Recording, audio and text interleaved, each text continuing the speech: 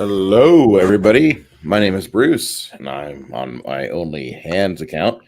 And this is Tablebreakers.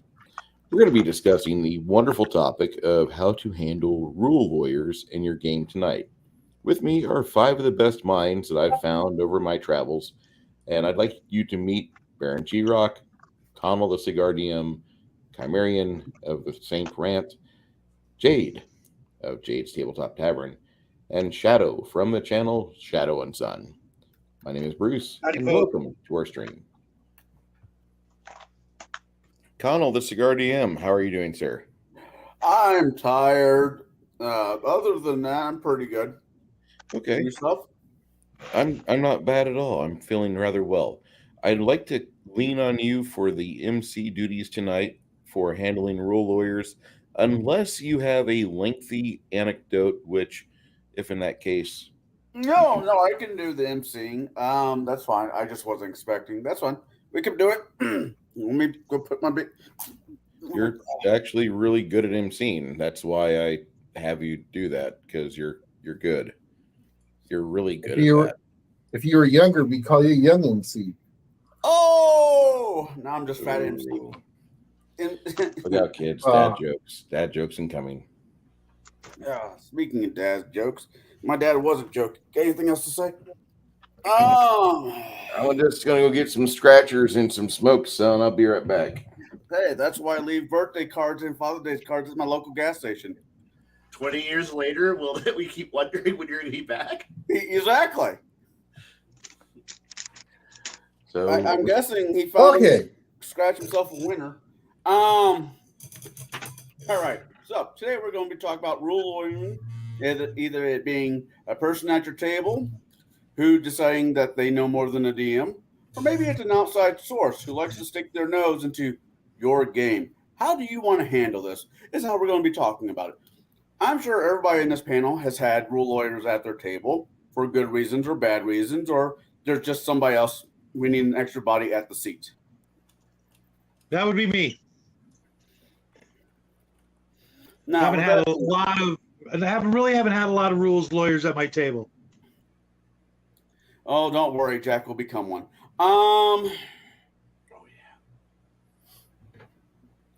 So let's do some softball questions, at least to begin with, so I figure out how I want to do this. All right. So, how often have you found yourself in that situation? One time for a game, or has it been a multiple situation? I'll start with Baron. How many times have you ran into that? As a player or as a DM? As a DM.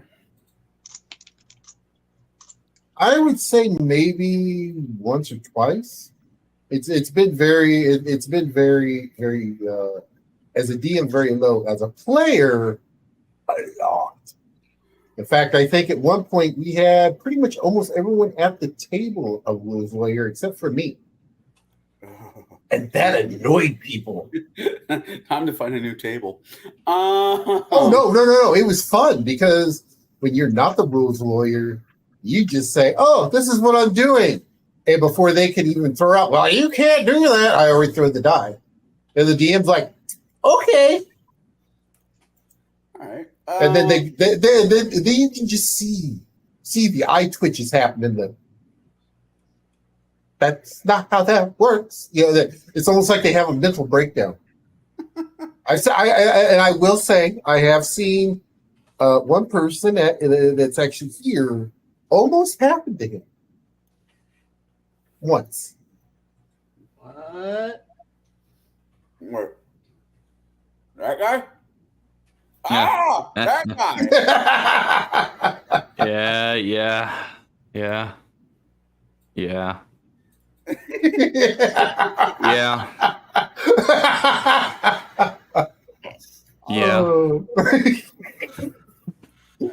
Back in the day. Have you noticed any karmic repercussion? Karmic repercussions of being a player rules lawyer or a game master rules lawyer? Player, obviously. Oh, player. No, actually. Even when I am playing or being a rules lawyer, which I'm trying to get away from, it's because I came from tables that if you weren't breaking the game, you were doing it wrong. Like that's how a lot of the people I played with for a very long time played the game. And that's how I learned how to play the game. Was if you're not breaking it, you're doing it wrong. So with playing within the game's rules became very important to me, because if I didn't know them and the people around me didn't care about them, like what was the point? So I haven't had any karmic justice or karmic backlash from me being a rules lawyer. Mostly because I do try to stay in my own lane, and I try to play within the rules that govern my character. Beyond my character, I might go, I didn't think it worked like that. Like I might say something like that. And then when people go, oh, does it not work like that? I'm like, that's not the way I read it, in plain black and white English. But if you want to rule it that way, that's fine, and I will use it. Give it time. It's more of a scenario where, are you sure you want to allow that? Like I put that question out there, because the moment the game master says yes, I'm weapons free. Yeah. But this is not about me. It's about you guys, because I'm the one asking the questions. Okay, we're going to do this. All right. Bruce, how many times have you been either a player or a DM? Thank you for fixing that question for me, Baron. I like the wordage of that one better. How many times have you either been a player or at a DM at a table where you had somebody who was the rule lawyer that drove everybody crazy? More than a handful of times. I've played the game for over 30 years, but I have to say that probably getting a new Pathfinder group started 3 years ago really opened my eyes to it, because I had 3 players that they were from the society style of play, and Pathfinder society people look for every single way you can bend a character to fit within the rule set and milk out as much cheddar as potentially possible, and ruin everybody else's tabletop RPG experience by being such a cheesy bastard. And we took about 8 sessions together. We went from 9 people down to 3 people, and then I just called the campaign because the players were not getting along with each other, and they had different ideas of how the campaign should go. By the way, they were the most not willing to play a hex crawl. They didn't want to play a hex crawl. They didn't want to go from place to place and discover a land and fill it in and get the information of that area. They wanted a linear, strap me in my passenger car on this railroad and put the throttle full speed, because I don't want to make any decisions to where I could be held responsible for the party's destruction. They were great. So I dealt with that for about 6 weeks total, and then I just cut it because the society players that had the same day off I did, they were not fun to be with. I'm kind of glad I missed that party. I wish I did too. All right. Well, Kai, your style DMing. Well, let's put this. Let me rephrase that. You DM for kids. You are now currently. Well, you mainly for what, teenagers? Yes. So, do you by chance ever have that random student that stayed up all night reading the book and thinks he knows more than you do or the other players? Yes. This is the modern age of the internet. Everyone knows how to use a search engine. Everyone knows what the optimal. Everyone can just put in 2-3 minutes of work and find a guide for every class written by people who are master rules lawyers, who will tell you the right combo to do everything. If you spend more than 5 minutes, you can now get really, really crazy builds that go way off the deep end. I Yes, studied for 30 minutes and I had 4 college credits. pretty much these days. I mean, within 3 minutes of work, 3 minutes of research, you could have a paladin sorcerer who flies around and shoots missiles at the moon. It's built for you. There's no effort into it, and the rules are an exceedingly. See, what kind of benefits here is that I'm a retired rules lawyer, like abusive rules lawyer, to the where I completely understand Jaide's point of view. That is where I once was. That's how the groups I was playing with all operated. If you weren't breaking it, you weren't trying. And then we all went to, now we're in it for the story. We know how to build any concept we want. So therefore, if someone goes, I want to be an effective fairy swashbuckler. Done. We got you. We got you covered. I want to do this. We'll help you build it.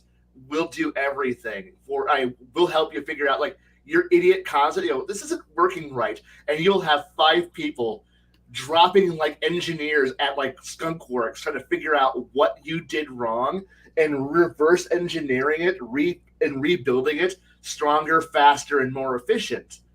And the kids are like, this is my, and now that's how we used to be.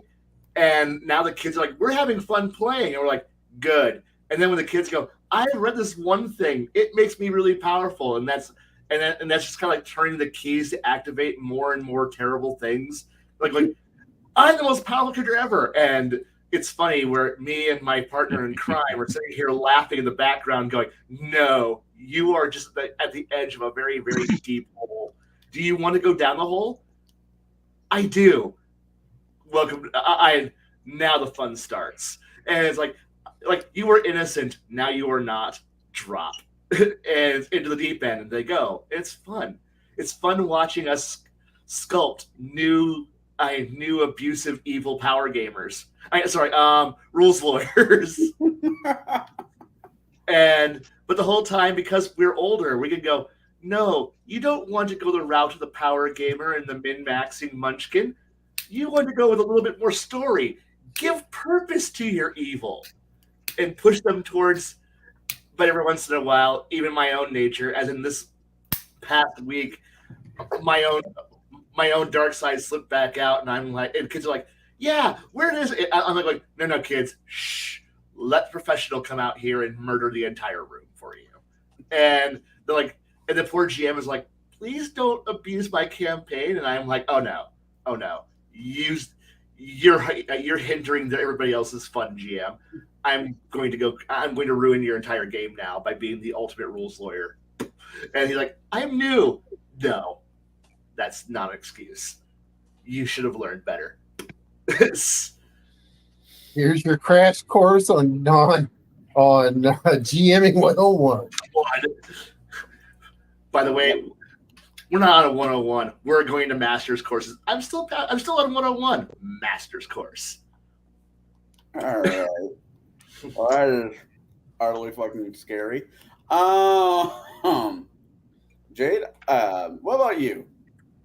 I mean, other than yourself. Other than myself.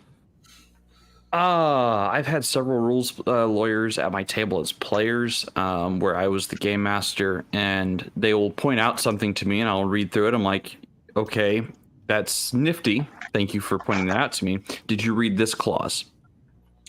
And at which point they'll read it and be like, oh. I'm like, yes, I'm aware of what you're trying to do. And I'm telling you right now, it doesn't work the way you think it does. If you wanted to do that, you want this ruling instead.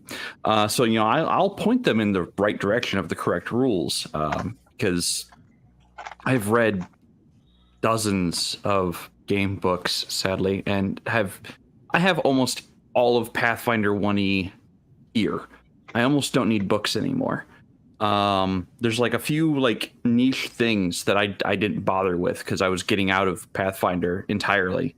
Same with 3.5. I have almost all of Pathfinder and 3.5 completely memorized, letter for letter, because that's just what I played for 20 plus years. So when someone goes, yeah, this is the way the rule works, and I'm like, I don't believe you're correct. If you wanted the rule to work like that, that's fine, but that also affects this one, and that one. Are you sure you want to do this? Connell, are you sure you want to do that? The answer is always yes. Okay, then, because if the players can do it, the game master can also use the same rules. Oh God, yeah. No, it's when the projectiles comes flying back at me. It was when I had a minor heart attack. So, how do I handle it? I'll offer the if they come up to me and they say, oh yeah, this is the way the rule's supposed to work, and I'll look at it and be like, okay, if they're right, they're right. Awesome. I am human. I am fallible. I do make mistakes, and I do sometimes misremember, and especially between editions. But generally speaking, when a player's trying to min-max their character to go, I'm gonna get sneak attack all by myself. I don't need the rest of the party. I'm like, okay, you don't need the rest of the party. Good for you. What are you gonna do when you get into a situation where you can't sneak attack and you've decided to leave the party? Because you're gonna find yourself in that position very quickly. Good luck. Run. Hey, Cal. Running is always an option. It might not be very manly, but it can be survivable. All right, Shadow, I know you've been a DM at a shop over the years. You've had home games. You've been doing this for 60 plus years. 80 plus years. Not quite, but pretty close. You were the guy who was playing Dungeons and Dragons. Like a boy. You're the guy who played Dungeons and Dragons in the cave with the other cavemen, right? No, we played Sticks and Stones. No, we played Sticks and Stones by Micro Games. Fun game. It's for me, it's weird. When I started, I started with AD&D, and there was none of this, character builds. There were plenty of crazy characters, but there was, once you built or rolled your character up, you had a path, you were going to go down it. Maybe you'd switch, but it wasn't like, the way it is now where you can really tweak, pretty much just about every dial and every knob, so to speak, in the game. Back then, and for most of my gaming career, it's been more about situational rules, climbing or falling or, trying to grab something or physical actions usually, or researching, things like that, as opposed to, making a broken character like Dave was talking about.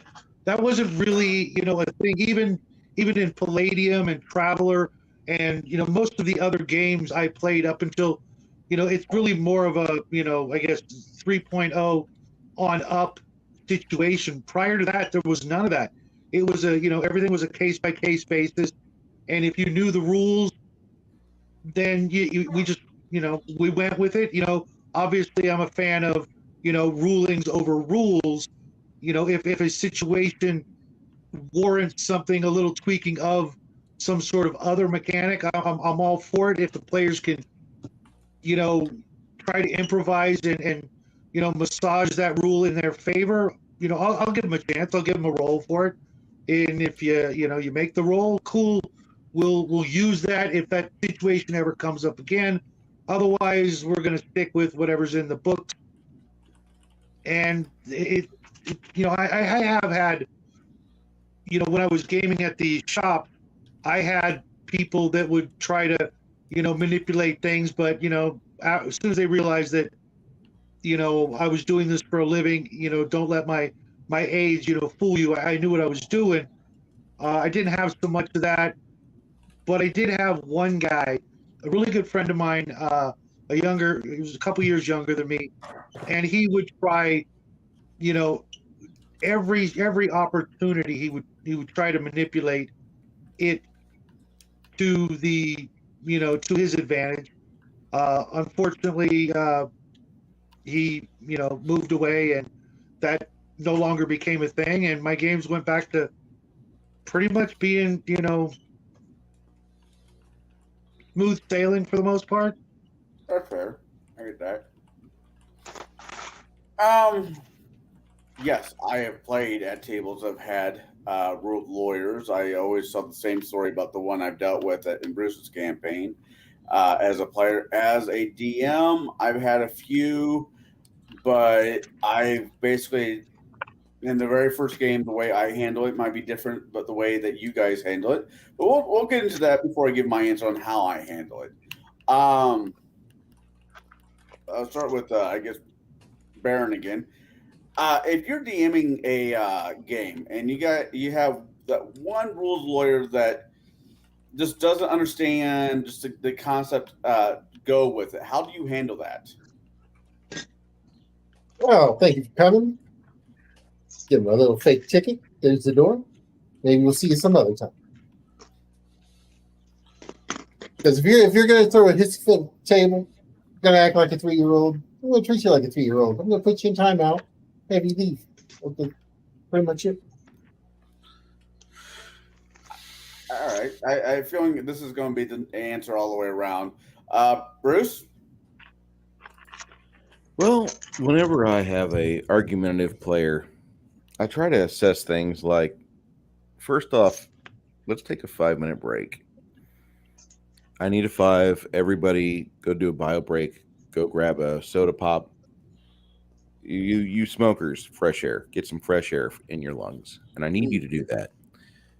And meanwhile, while they're doing that, I'm going to research exactly what is the issue. So I start looking through the book or, look on the internet, find the key issue, look at what I was being yelled at by one of my players, and then try to make a ruling on that. By the time the 5-minute break is over, okay, let's be civil to each other because I really don't want to boot people from the game. And let's go about getting this taken care of. If the player insists that I'm reading the rules wrong, I've read the spell wrong, I fucked up on a feat, I'll look at it.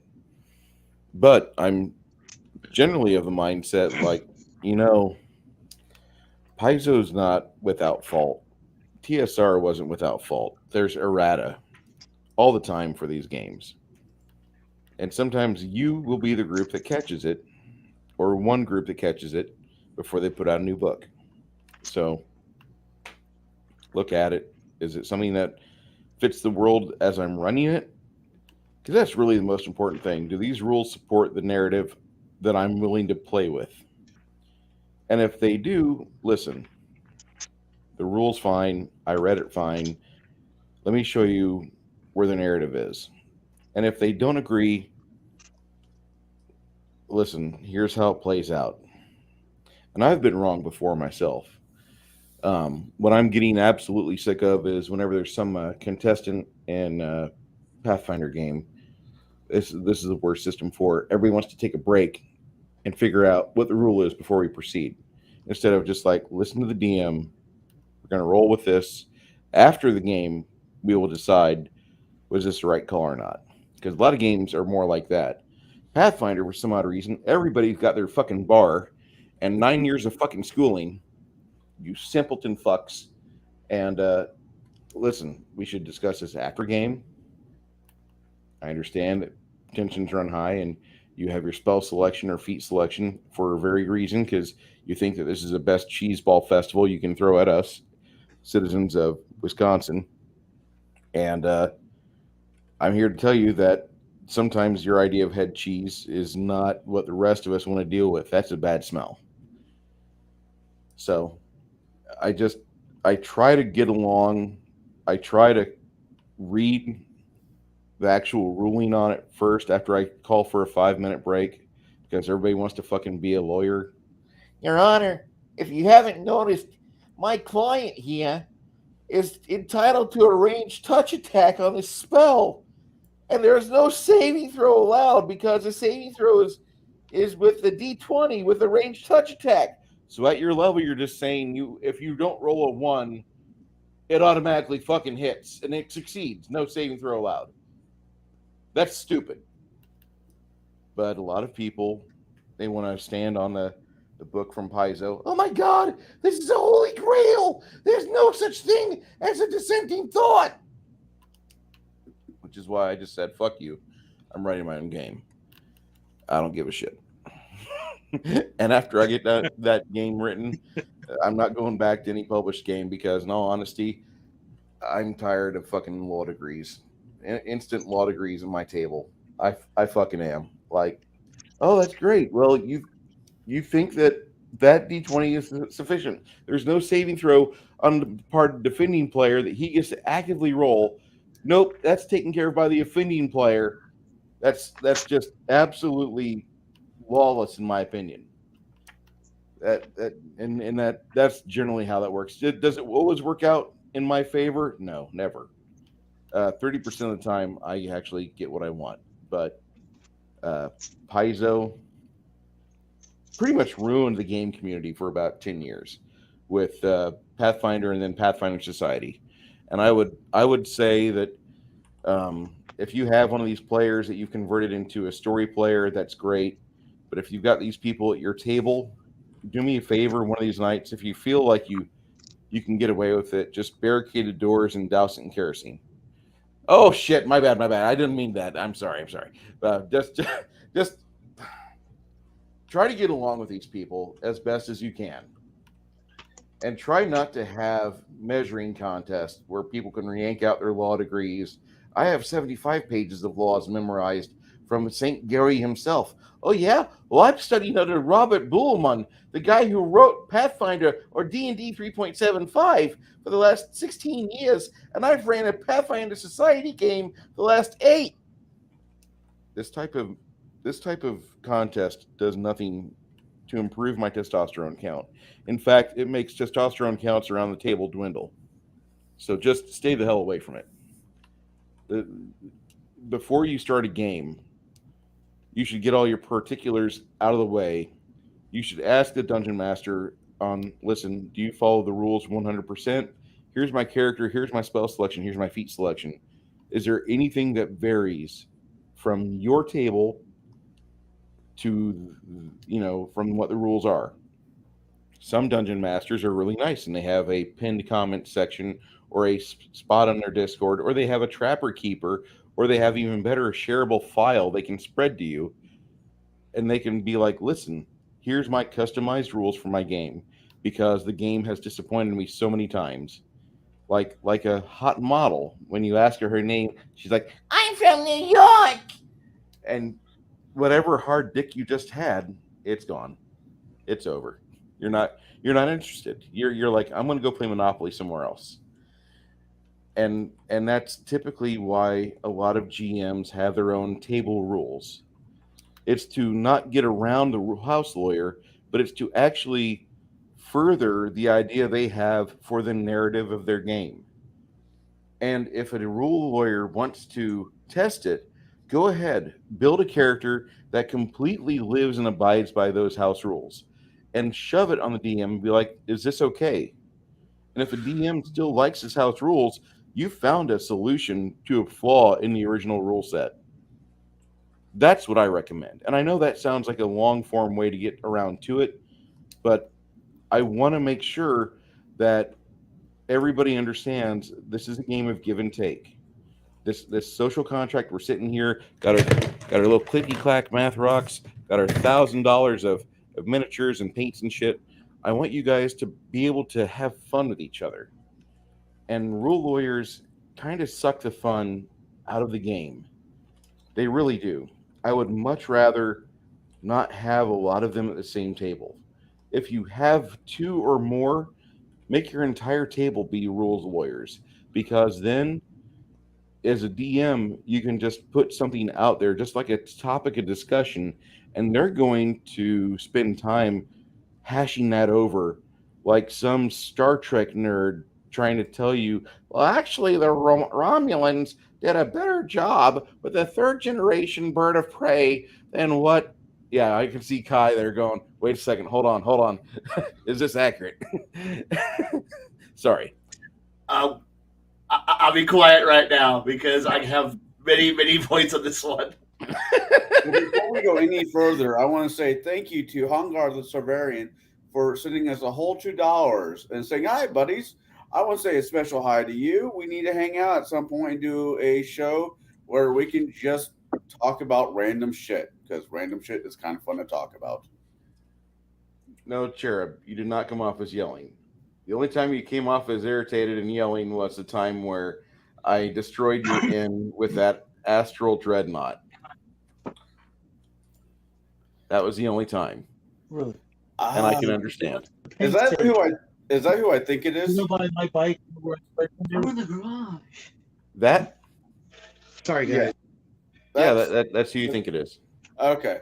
Yeah. No, he's only irritated when you have the two testicles too close to each other at the table. Hell yeah. Hey, Thank you Hungar, once again, how's the move?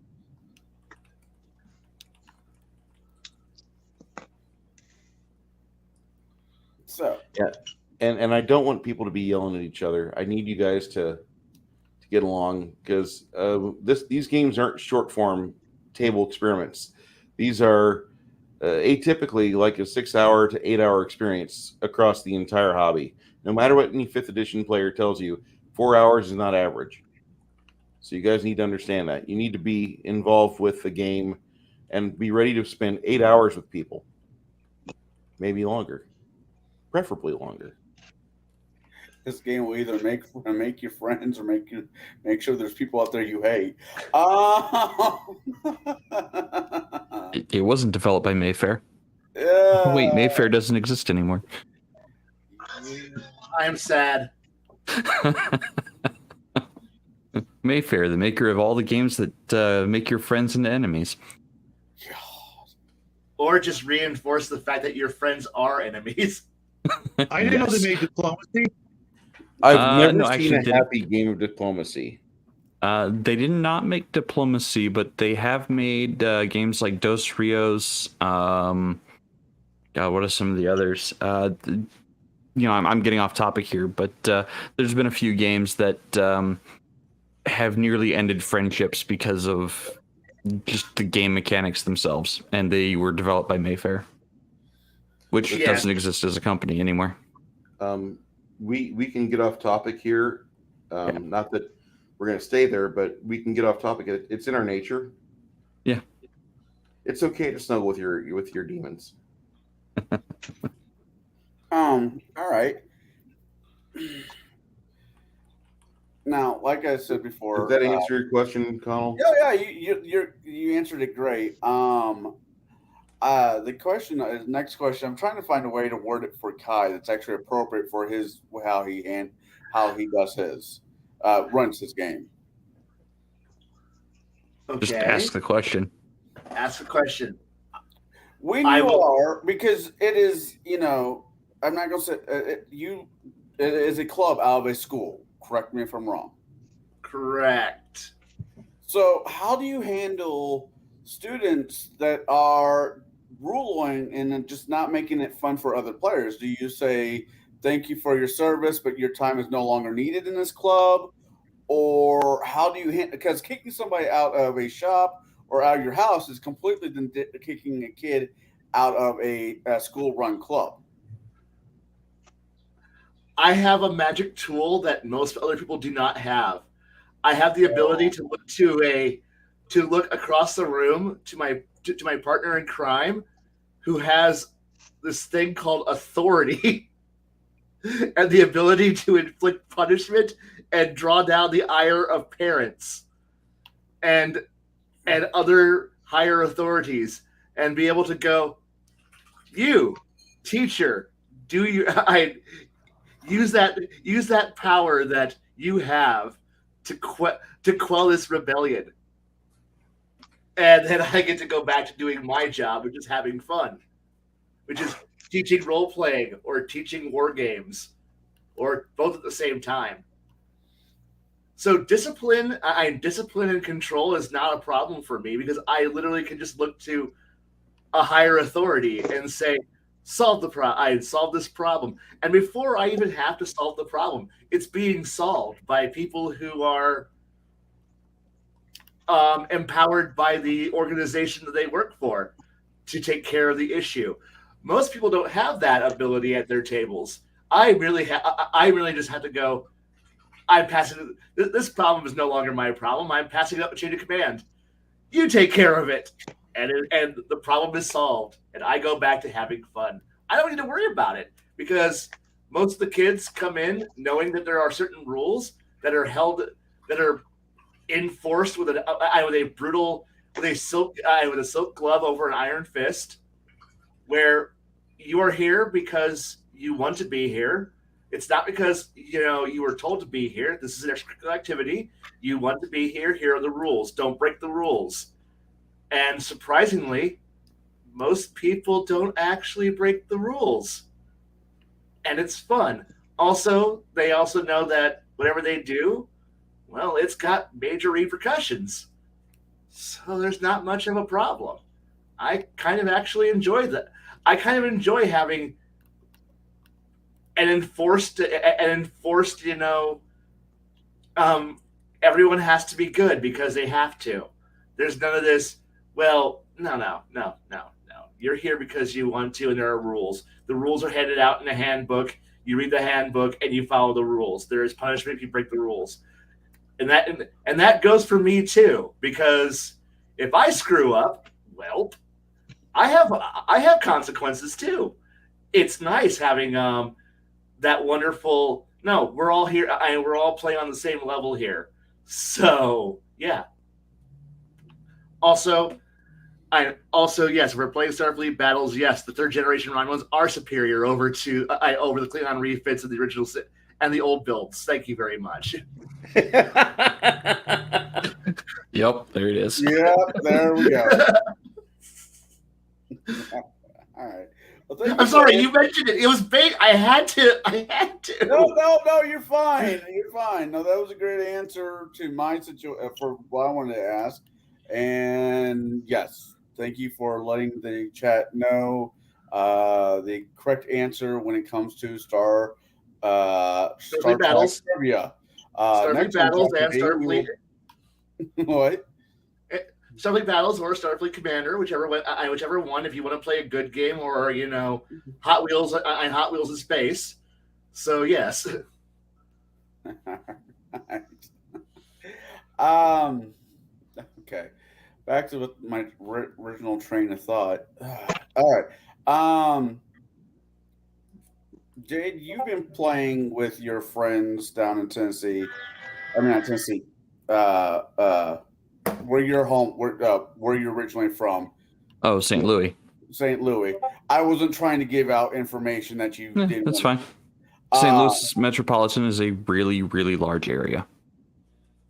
Okay. Lots of nice little neighborhoods in St. Louis. There are quite a few, actually. I like the Hill. I imagine you would. Kirkwood's pretty nice. Dogtown is okay. I also like Webster Groves areas and Maryland Heights. Those are really nice areas. So yeah. Correct me if I'm wrong, but to live on the Hill, A, you need to be Catholic, and B, you need to be Italian. No, I mean that was the way it was in the 40s, but not anymore. I've heard stories. Let's put it that way, from a person who's been in both of our lives, more in your life than mine. A lot more in my life. There's 6 restaurants at one point in the last 10 years. There may be less or more, but there used to be 6 Lombardo trattorias in the St. Louis metro area. Yeah. And if you're there, Yes. I recommend it. Can't say I've been to one of those. What was that spaghetti house? I mostly stayed at the or when I would go out to places, I'd go to Courtesy Diner because it was like that classic 1950s diner, and it was cash only. So I would often go on dates to Courtesy Diner because it was decent eats. So anyway, your question for me.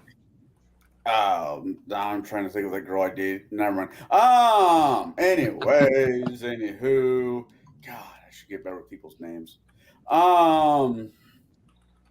When you're gaming with your old group or gaming with your current group, and you're not, and well, you when you Just ran spit it out, dude.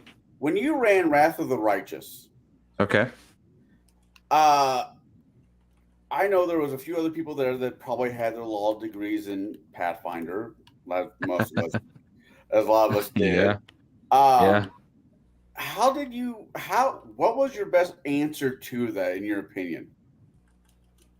You mean like the rules lawyering at Wrath of the Righteous? Yeah, I mean, well, I mean, so you were present for a lot of those rules lawyer situations, and some of them, like, there was a misunderstanding or a miscommunication between, I would say, some of the writers at Paizo as to what certain abilities were supposed to do and how they were supposed to stack out, which led to arguments at the table. And it has led to me saying, okay, here are some of the things that are just straight out banned from my table. I will not allow them at all. And I went through the book and started banning certain feats, certain spells, because one, with the right combination, it would just break reality. Like, there was no point to playing the game anymore.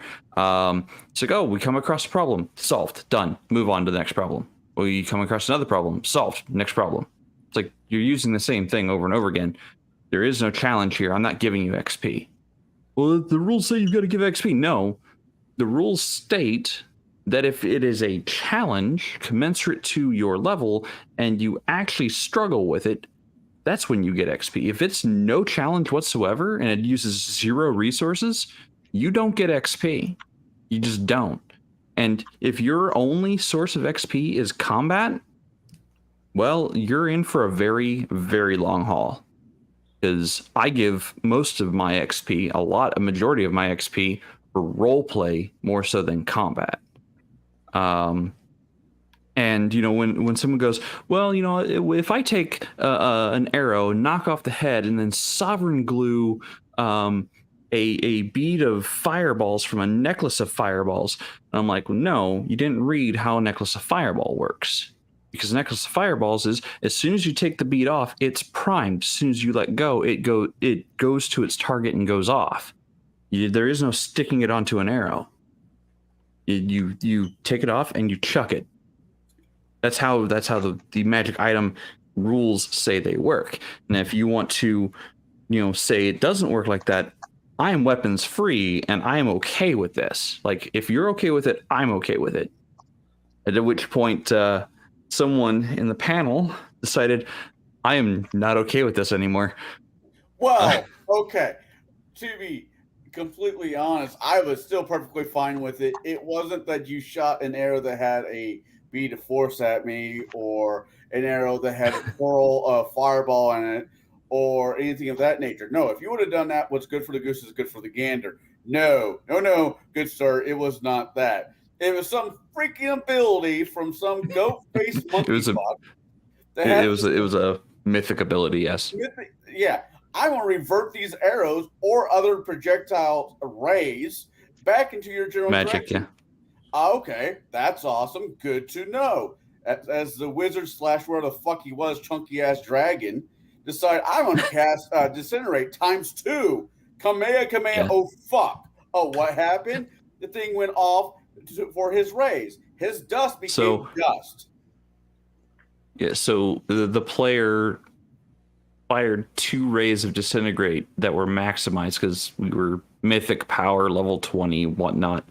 And he wasn't expecting the spell to rebound onto himself. So he not only failed his first save, or he hit himself. You know, he couldn't not hit himself. Like, there was no way he could miss himself.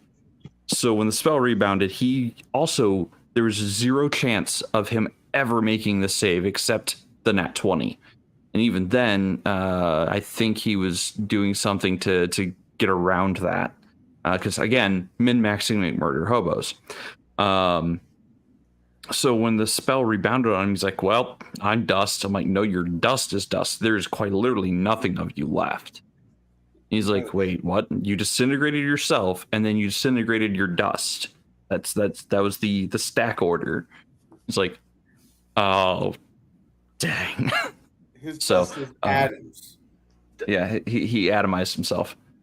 up question from one rules layer to another rules layer? Sure. Based on, I'm only wanting for clarification.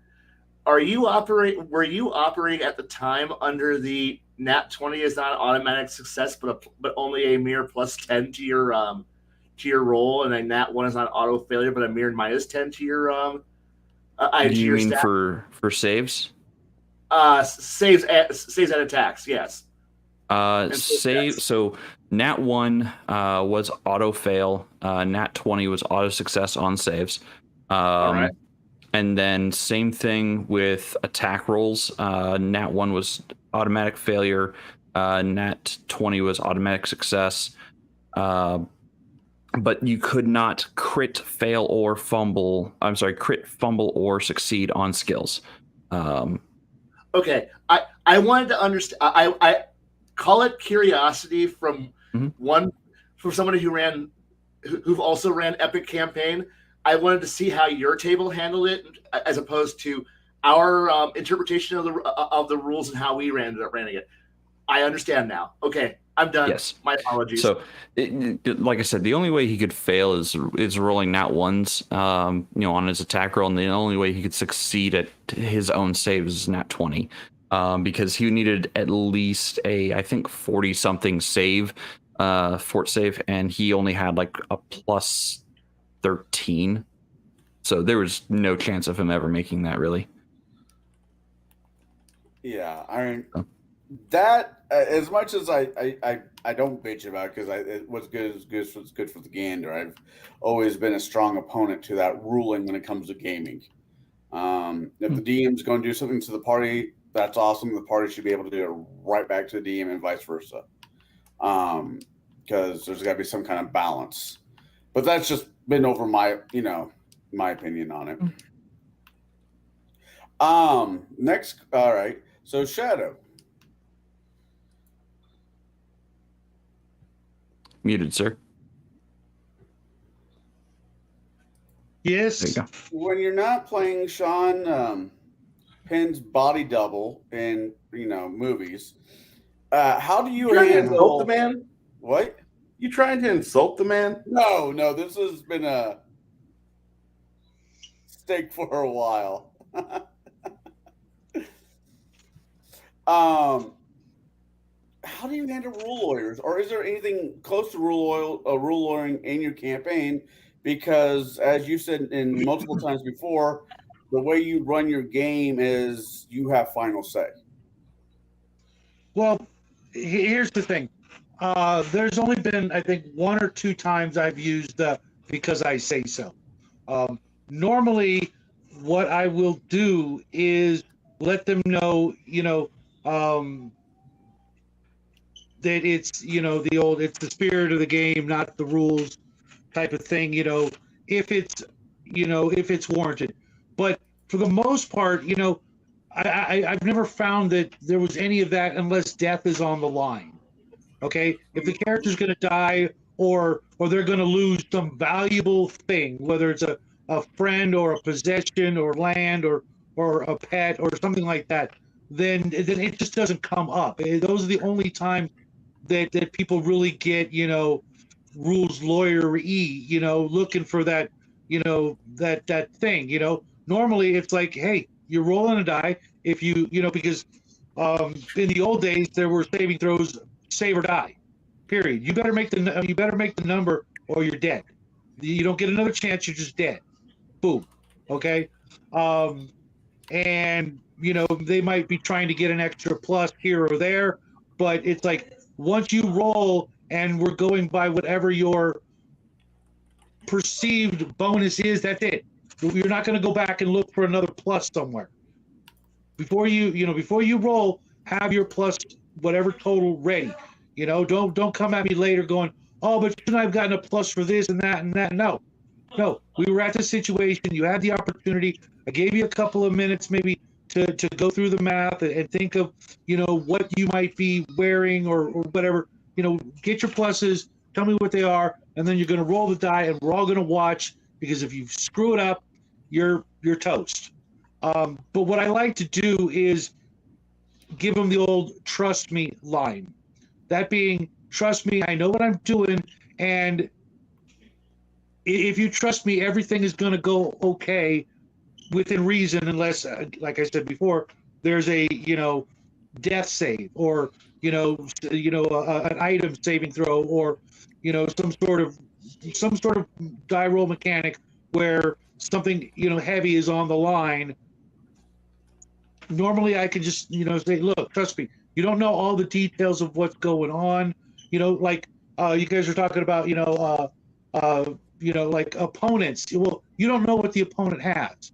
Okay, he might have an item on him, or he may have cast spells before you walked into the room, let's say. So you don't know why your stuff isn't working. So trust me, you don't have all the facts. When you get all the facts, if you ever do, you'll understand why. But I'm not telling you that, he cast, this spell on himself, or he's got an amulet that you can't see underneath his robes, type of thing. Just trust me, go with the flow, make your roll. If you make it, cool. If not, I hope you have a backup character. That is okay. I can get behind that thought. All right. Now, okay. As DMs, what do you think is a better option? House rules or rules as written? I'll start with Bruce. I'm going to go with rules as written is a fine place to start, but you have to be willing to be altering those rules or make rulings, because in all honesty, your table should be your table, not identical to a table in another country that speaks the same language with a different inflection. I honestly feel that house rules actually make a game better, because you have things that are going to be a case-by-case basis in real life too, that you can get away with, or things that you see other people do and you try to do them and you just can't. Even if you have the same qualifications, that answer is no. I honestly feel that the house rules make a stronger argument for the longevity of the hobby as well, because you have now an endless group of tangential rulings and rule sets that can be bought on the market. If you want to play basic, if you want to play first edition, there's over 15 each of those rule sets on DriveThruRPG, and at least a handful available at our friends at BigGeekEmporium.com. And I think that house rules, which bolster the rules as written, because most of us still agree, I like to use a D20 for my 2 hit rolls, and I aim for a static number that's augmented by spells in play and any feats or special abilities that might be currently applicable. most of us agree with that. Most of us say that's pretty much how we are. Okay. And so whenever we play these games, the typical measurement of success is a roll of one of these things. And that's how we figure out that we have kind of a shared hobby. We don't have a shared experience, because you've ran a different version of Rise of the Rune Lords than I have. Okay. But I'm not going to say that rules as written is bad. Rules as written is a starting point. And if you continue to use that, you're not a lesser DM and you don't have a lesser table. All you have is just a group of people that agreed with something when they first cracked it open. And over the course of time, typically opinions will vary. All right. I'll wait till Baron get back to ask him that same question. What about you, Kai? What do you think is better? Rules as written or house rules? House rules. Rules as written is where you start. If you stay there, you're not progressing, you're not advancing, you're not figuring out, because the rules are honestly terrible. They're badly written. They are full of loopholes. There's going to be questions raised that everyone's going to go, well, that makes sense. And you don't always have the ability to go racing, screaming towards a frequently asked questions. Because we do I grew up in an era before the internet where no one gave a shit about errata because nobody had a subscription to Dragon or a Dungeon magazine. No one cared what TSR said. No one cared what WotC said. I don't care. If there's ever a problem, we just go, this is the solution, and everyone goes, seems fair, and then we can all have a nice talk about it after the session is over, or in private chat away from the game. But ultimately, it ends up being, no, that's a good house rule. We're gonna keep running with that, because I as a GM don't want someone to go, well, rule number 12 written on. Yes. I too have seen the time knife. We all have seen it. Go ahead. Moving on. We've all had rules. We all know rules. You can quote rules, and if I go, that sounds pretty good, but honestly, because a player might go, hey, what if I built a meta magic into a lens, and then I go, well, that's not covered in the rules, and a bad GM goes, no, you can't do that. And I go, no. Back that shit up. I want to hear this. And then have them explain to me and go, well, fuck. Okay. I like that. All right.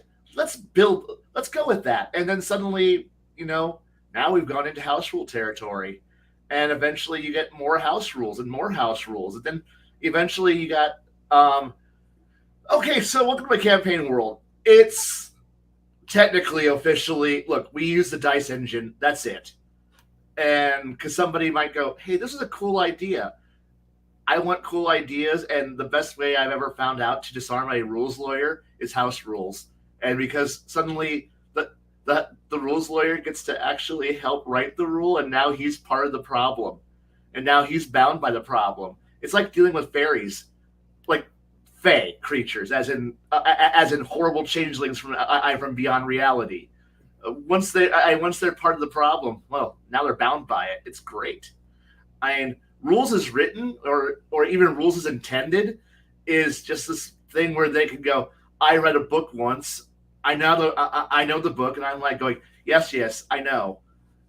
I don't want to. Your law degree means nothing here. You have no power here, demon. Go back to your hell. And if they can go back to hell, and I won't care, but if they stay at my table, I want them to be able to go, okay, I'm here to play. Good. Now, you little devil. Now that you understand what the game we're playing, now we can have fun. And it's like, I know how to be a rules demon. But I choose not to be. I choose to have fun, and I want to have them have fun. So yeah. Eventually, it turns into. So technically it's Pathfinder, but you should also have this copy of Heavy Gear, Exalted 1st, 2nd, and 3rd edition.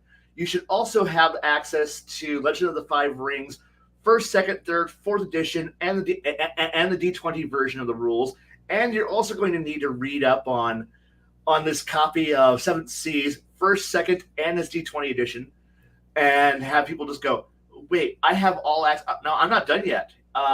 You also need to read L5R, Iron Kingdoms, and like World of Warcraft, and a bunch of and Wheel of Time. This is starting to become. Oh, come on, guy. You said you wanted to do rules. I'm giving you all the options, all of them. And trust me, I've read all these books. And they're like, I haven't. I have all the access on my hard drive. I will give you access. You may begin reading now, or you could just trust me that I know what I'm doing and have a fun game. Plus, here's the custom house rules section to make it so that way if you wanted to play a Lunar Exalted in a D20 game, we can play this game. I don't know what I'm doing. Just make a character and have fun.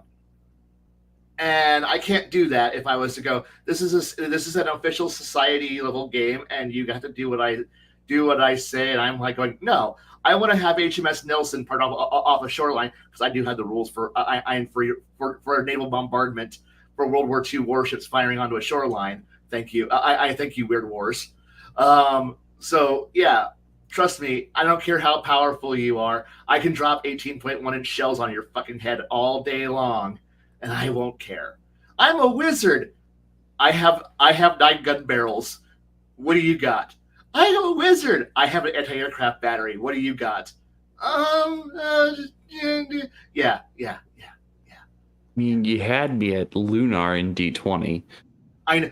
If you want, I can actually walk you through. I have a conversion chart that will actually tell you how many dots equates to what actual plus modifier. So I can actually toss out the entire roll your own stats and actually give you the point buy system from Exalted, and then convert that into a D20 rule system, and then how to do everything else, so that way you can actually have a character. I can throw out the idea of mostly, but now we're using dice rather than rather than rolling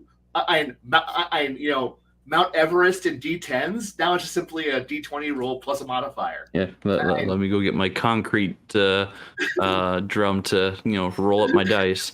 Right. I know, right? We're sorry. We're Essence 5 characters, and I'm going to now engage. It is perfectly fine. Yeah, but it's like he has all those things, but he forgets we have a Hulk. Right. But the thing here is that because I had access to other books, that I can just pull in massively crazy shit. People are just like, I'm like, trust me, you can't out crazy me. You can go ahead, try to out Gonzo me. You're not going to make it.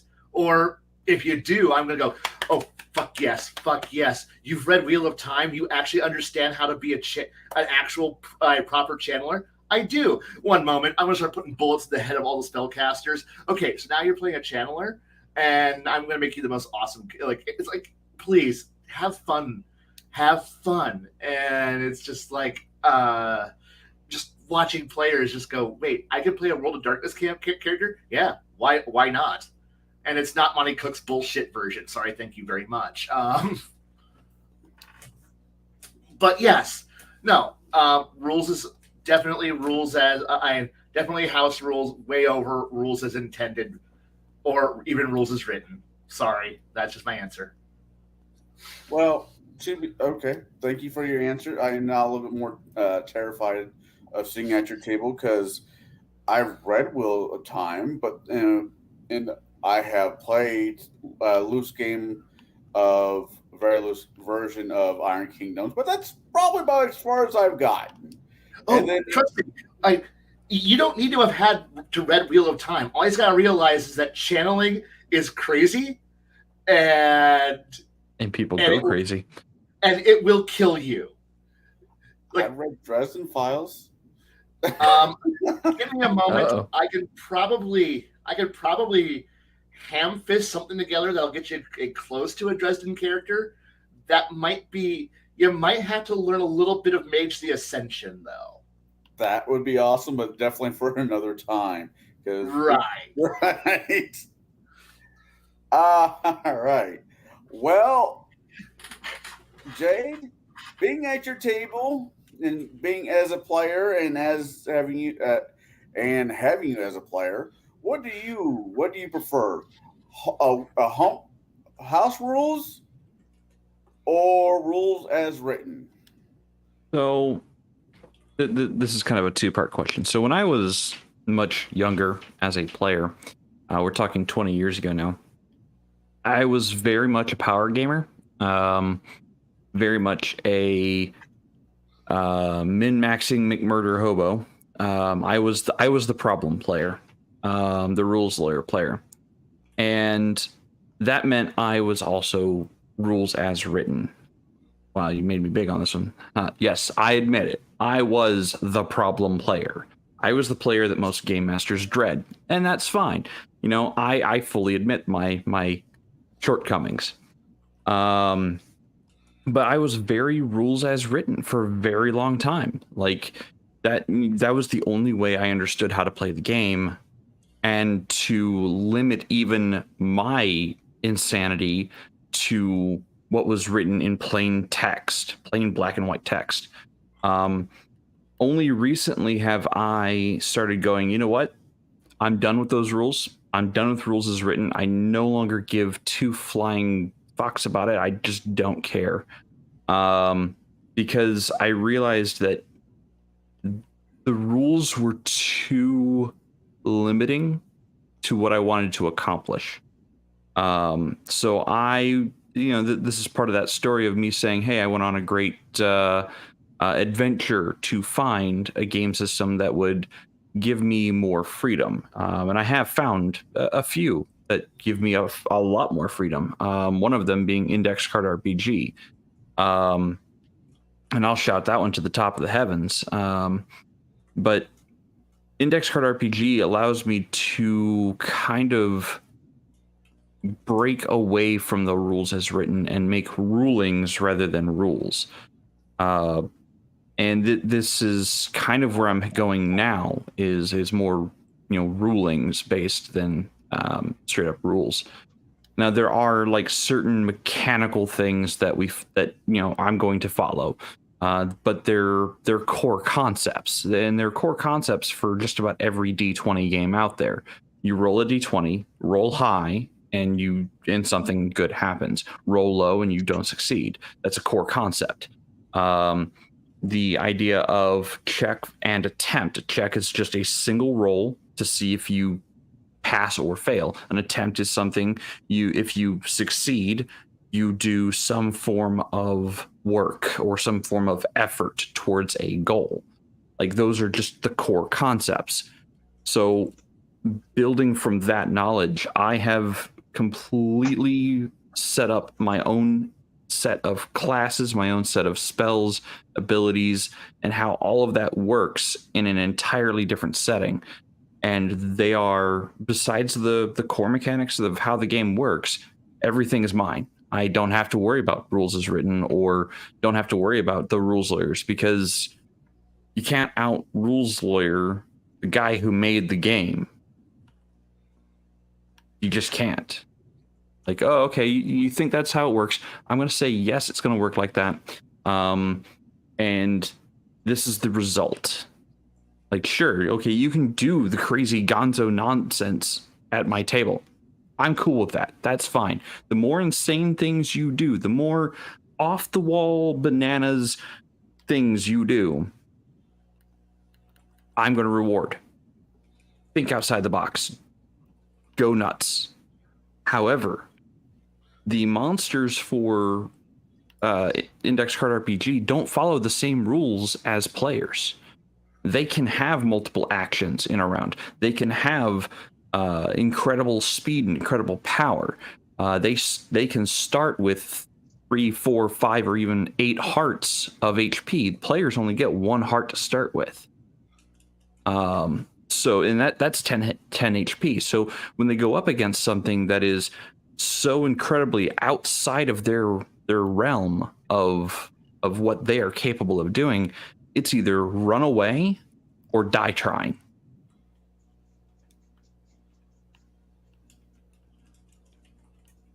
All right. All right. Shadow. Since you came back, Baron, are you there yet? Oh yeah, I've been here. All right. Well, I saw the private message. I never knew you came when you came back. I will ask Shadow, then I'll get to you. Shadow, when running your game, do you find it better to run rules as written, or do you like house rules better? Well, it really depends, doesn't it? Depends on the game, and depends on how much you played the original game before you start, writing your own game. If a game is so broken right out of the box that you need to fix it, I just don't play it. I don't have the time or the desire to write up my own version of the same game that everybody else has got at home and rewrite the whole game. I just don't want to do that. There are plenty of games out there that can be played right out of the box, rules as written, and the only time you need to make a ruling is when you encounter a situation that's not, more or less explicitly covered in the rules. For the most part, any good game is going to have been thought out and here's a concept, play tested. And by play tested, I don't mean just once, but I mean like, a couple dozen to scores of times with hundreds of different play testers. If you look at the average game, you get, like a list of 12 play testers that probably, all live, right next door to the game designer, or at least in the same town or state. And you don't get, those out of the box thinkers. You get, the usual group that the designer's been playing with for decades, and now they want to try their hand at making a game. I'm gonna take the game, I'm gonna play it with my guys, and if we come up with, a couple issues, fine, we can move and work around it, make some rulings, that makes sense, at least for our group. But for the most part, it really shouldn't need all that much fixing. There's literally thousands of games out there. Eventually you'll find one that you go, oh, hey, this game is pretty close to perfect, I'm going to stick with it. Jaide's found his. I've got a couple that I prefer to play. There are some games out there that don't quite fit what I'm looking for, and I've tweaked them here and there.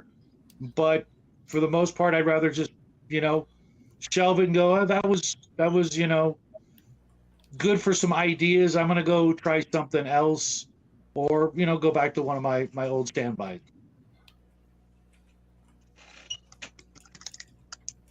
All right. So what, Baron, since you're back, what do you prefer, rules as written or rules as written or home rules? Sorry, my brain. Well, I'm going to completely disagree with Shadow, just for the simple fact of every system has something wrong with it, period. It doesn't matter what system it is, how well it's play tested, it's always going to have something wrong with it. If you say it doesn't, then you're wrong. I'm just going to say that right now. No. You said the perfect system. You don't need to change anything. Those were your exact words. So what I'm saying is that every system has something that's not quite right with it. It doesn't matter what it is. It could be first ed, second ed, 3.5, Pathfinder, anything across the board. And you're going to come across something that's going to be like, this makes no fucking sense. I'm sorry. It's true. Every game is going to need some type of homebrewing or your own twist on the rules. Either one, to make gameplay easier for not only you, but the players. There's going to be times when you don't want to sit there and, Bruce, don't hate me on this, have a 14-hour battle that should take 3 rounds. Or hey. But this is what I'm saying. This is the thing. Every system has a flaw. It doesn't matter how well it's play tested or not.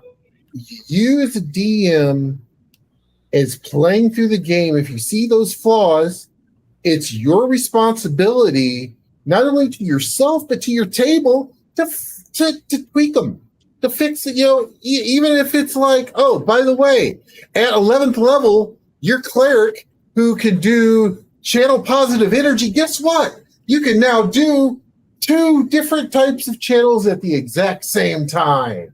Oh my God. Because maybe that was in the beta and didn't make it to the actual final cut, and it was a cool rule. There's always going to be things that you're going to look at that are just, or maybe, like I said before, just for the ease of combat. Maybe you don't want to have 4 sessions of 8 hours apiece. I've seen this. I'm in one. Of nothing but combat. Sometimes people are like, what do you mean there's 15 more? We just killed them all. You just moved 15 more on the table. What the hell? Bruce would never do that.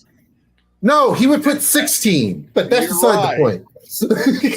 But no, what I'm basically saying is every system has a flaw. and basically just you have to as a DM roll with the punches with it. You have to insert your own rules. If you don't like the reality, you substitute it with one of your own. And truthfully, that's the way that GMs have been doing this since inception. There, I'm off my soapbox. That was my one rant for the night. Well, I think it was even Gary Gygax. Like, he had to put out the rules for D&D, but he didn't necessarily play by those rules. Like, he had his own stack of notes based on the core rules that he would play from instead of the core rules. Like, and I've seen game masters, different game masters, both where I live now and where I used to live, that they're like, yeah, I'm not playing with this rule, this rule, this rule. Instead, this does this does that, and this does something else.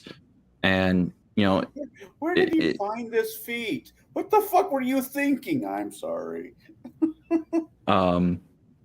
But those house rules make the campaign flow. They give purpose to some of the players' actions in some cases. I've house ruled and house brewed so many classes and feats and abilities and spells that I can't actually remember them all. That's what my cloud-based data is for, is to remember all the data that I can't keep up here.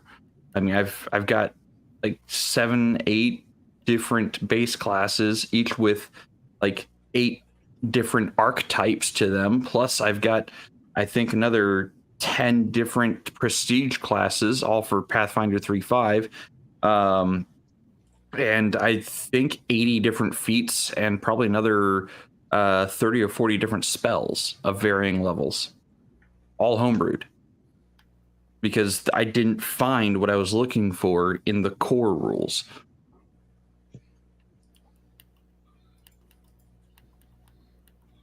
All right.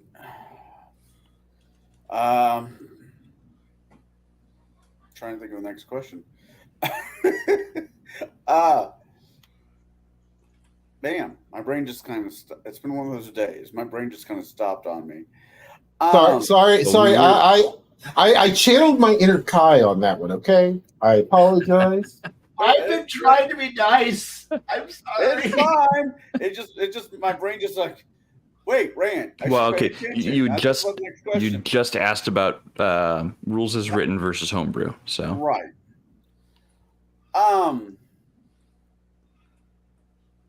So you're playing.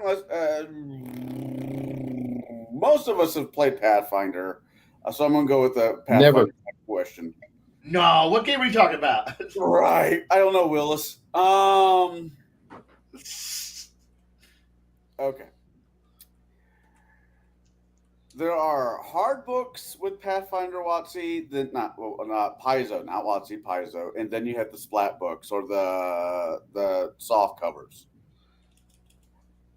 Okay. When a person brings one of these books to your table, and who is a rule lawyer, and says, "Well, because this is sponsored by Paizo, it should be allowed." But you present. Not until I read the fucker. Yeah, until I read it. Yeah. Is there a right way for a rule lawyer to present a option like that to the table? Hey, this is a splat book, but this is ran by Green Ronin or one of the other third parties, other than just expect you to. What is the proper way to handle this? I'll start with Kai first, because fuck, if I can get that question out. If you bring me the splat book and you let me read it, it's okay. That is legitimately what it comes down to, is give me a copy. I don't care if it's digital or you let me read it. I give it to me for a week and I will read it. I will digest it. And I will probably go, that was an interesting concept. Or I will go, that was trash. But most of the time I'm like, I am now going to use this. You may use whatever one abuse you found in this. I'm going to use the 15 I found in that I found. And then and most people are like, Yep. so they're like, I found 3 abuses that allow me to make an alternate character. I found 14 that I will use to build an entire NPC coalition around this one thing. Are you sure you want to do this? I do. Thank you for this. Thank you for this book is now in my collection. I am going to enjoy it greatly.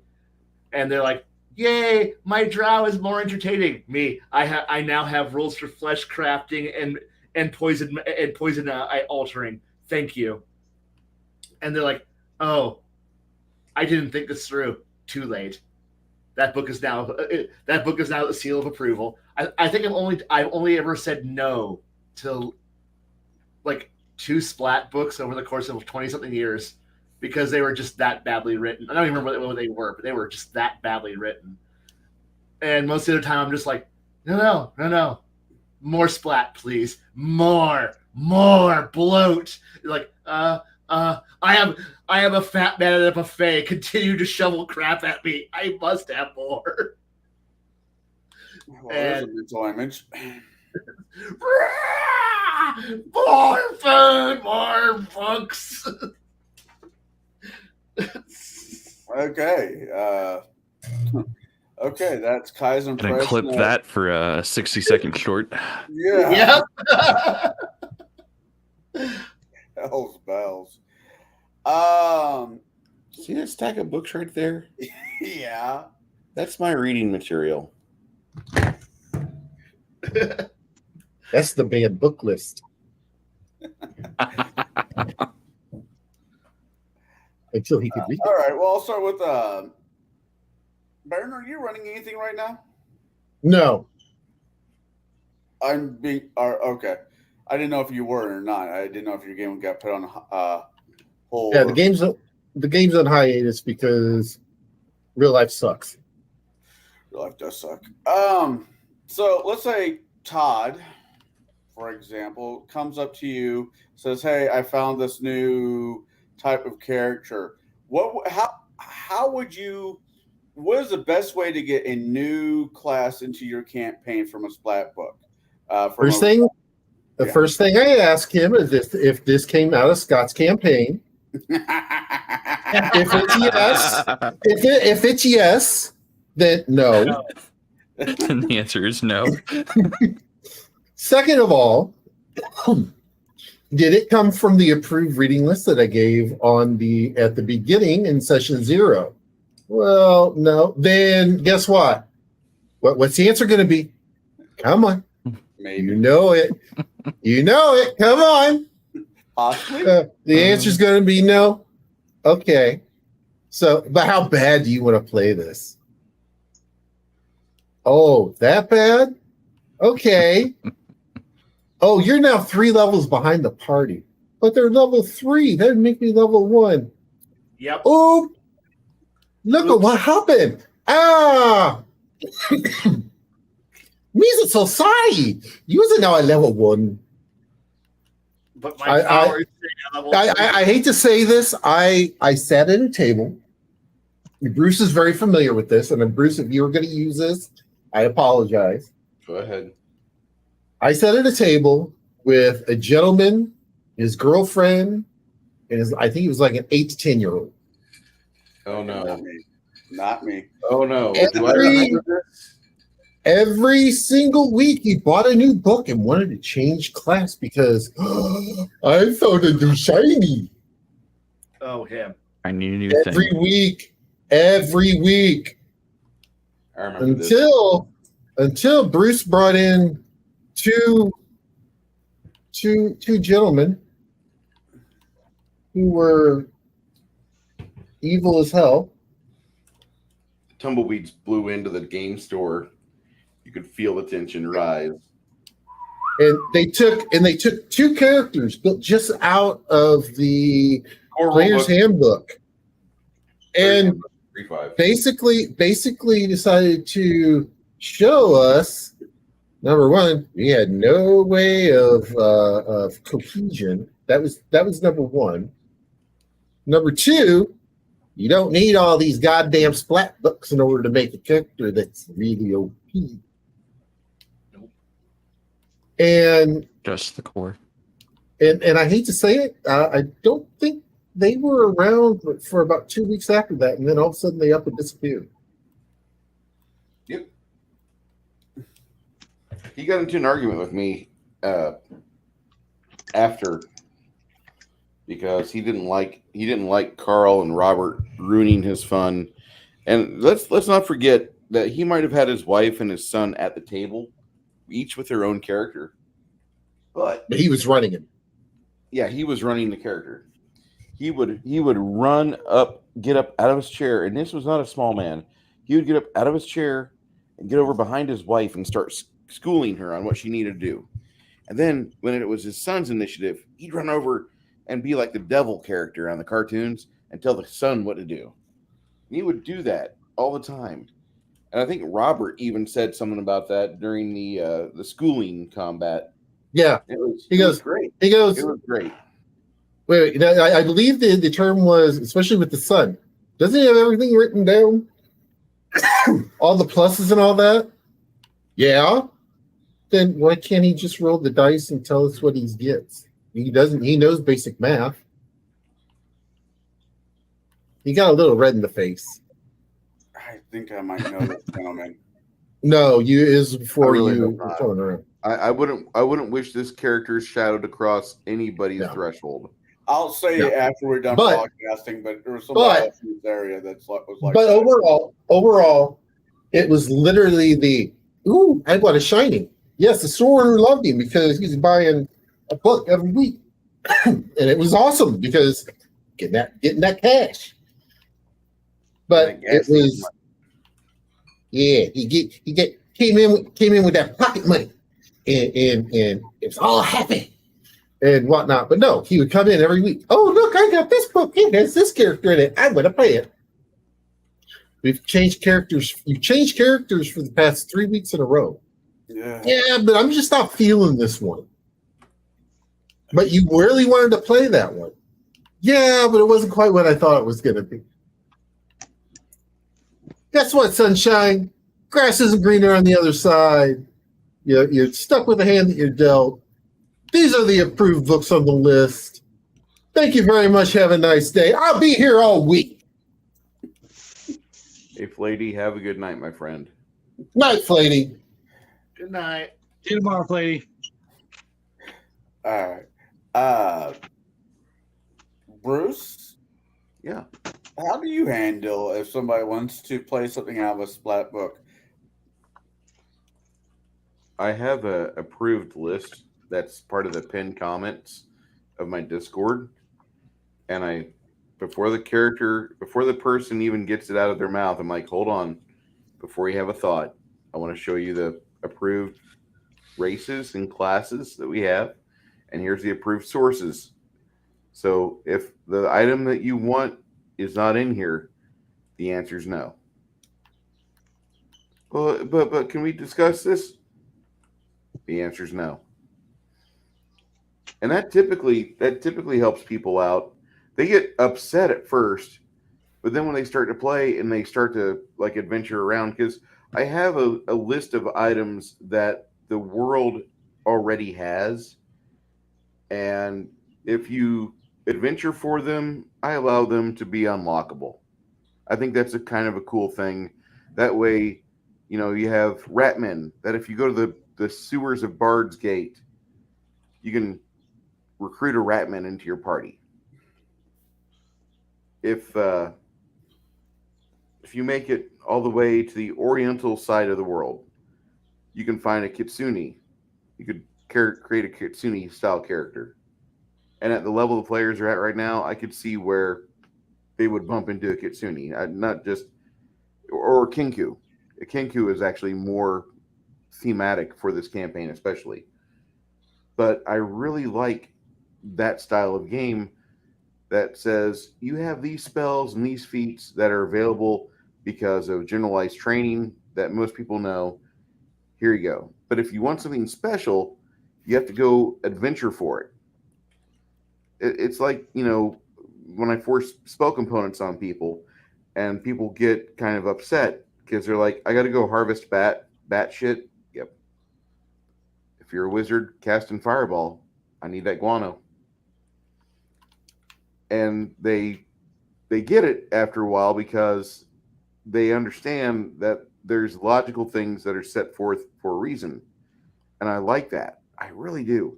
And also the world has its own special things, like it's got a martial-like character called a portalist. And somebody got inspired from the old game Portal, and they made a fighter-style character that can use portals.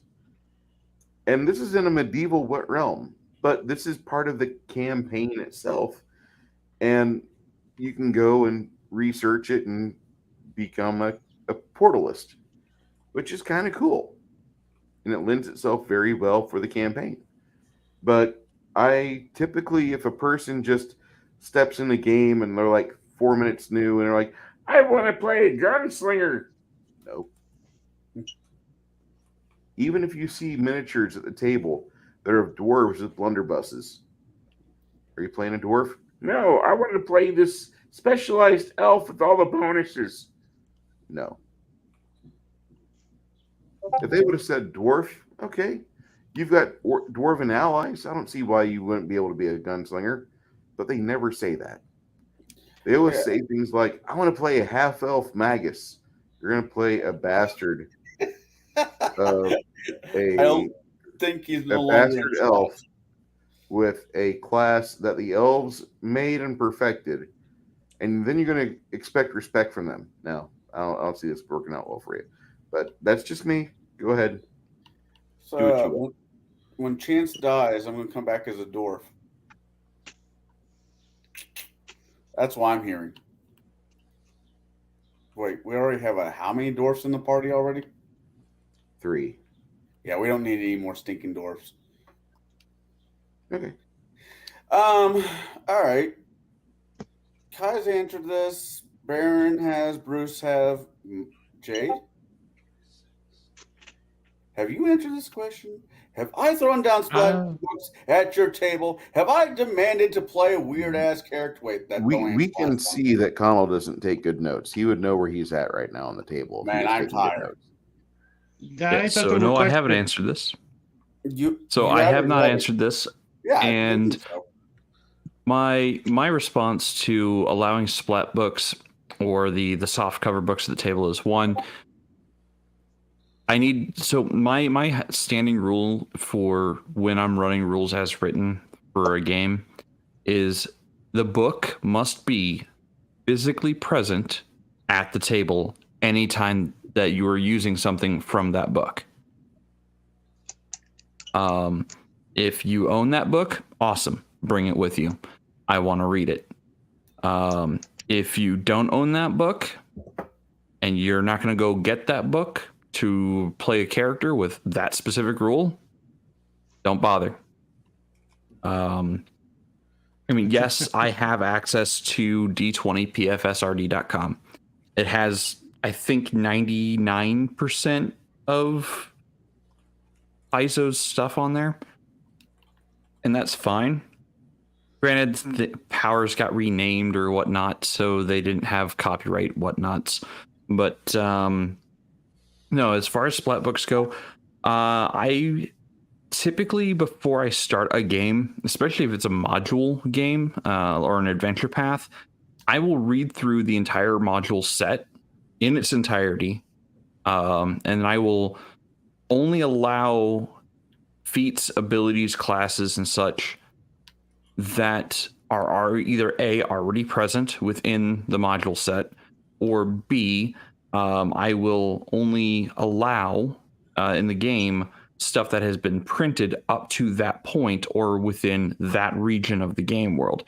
Now, that's for adventure paths. For my own table or my own world, it's very regional dependent. Like, if you're going to start off in Keo, the Isle of Dragons, well, it's very oriental in theme and in style.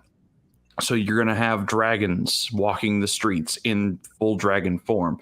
If you're if you are one of the humanoid races, you are subservient to the dragons there. You just deal with it. And yes, samurai, ninja, Sohei, the Asian style of classes are there. If you're starting in the Terran Commonwealth, well, Gunslinger's available. It's actually not just Gunslinger, it's specifically the soldier variant or archetype of Gunslinger, because they have the world's most advanced military of their time period. So again, it's very regional dependent that what is allowed and why it's allowed in my game world. So yeah, I will read and I will study the material beforehand, and then I will publish a list, and I'll actually have a physical printed list of everything that is allowed, what books are allowed, what spell groupings are allowed from what books. And then I will also have a list of things that are not allowed. Like, hey, this doesn't fit the game. This doesn't fit the narrative. This doesn't fit what we're going for. Nobody in this region knows anything about how this works or even how to do this. But I still have the outlier players who go, well, I really, really want to play a kitsune in a area of the world where kitsune just don't exist. My response is, well, you obviously didn't read, or if you did read, you have no concern for the things, the points that I have made, and you are going to be probably having a very difficult time, and here's why. I'm not going to pull my punches. I'm not. If you want to play a tiefling in an all Azamar city, I'm not pulling my punches. If you want to play the one troll in a city of elves, I'm sorry, I'm not pulling my punches. It's just not going to happen. And I mean, even he has experienced this.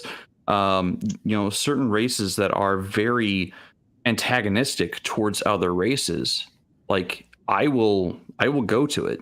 Like if you're in an area where it's all elves and you decide I'm gonna start as a dwarf in the elven city, and the elves look down on you because that there's that racial tension there between them. And I play that, and I know people are gonna be like, oh, you're a bad person because you're playing up the racist card. Well, it's fantasy, and two, get over it. Like it's a trope built into the games. Get over it. Like if you don't have tension, if you don't have tension, you don't have conflict. If you don't have conflict, you don't have story. If you don't have story, you've got nothing to do.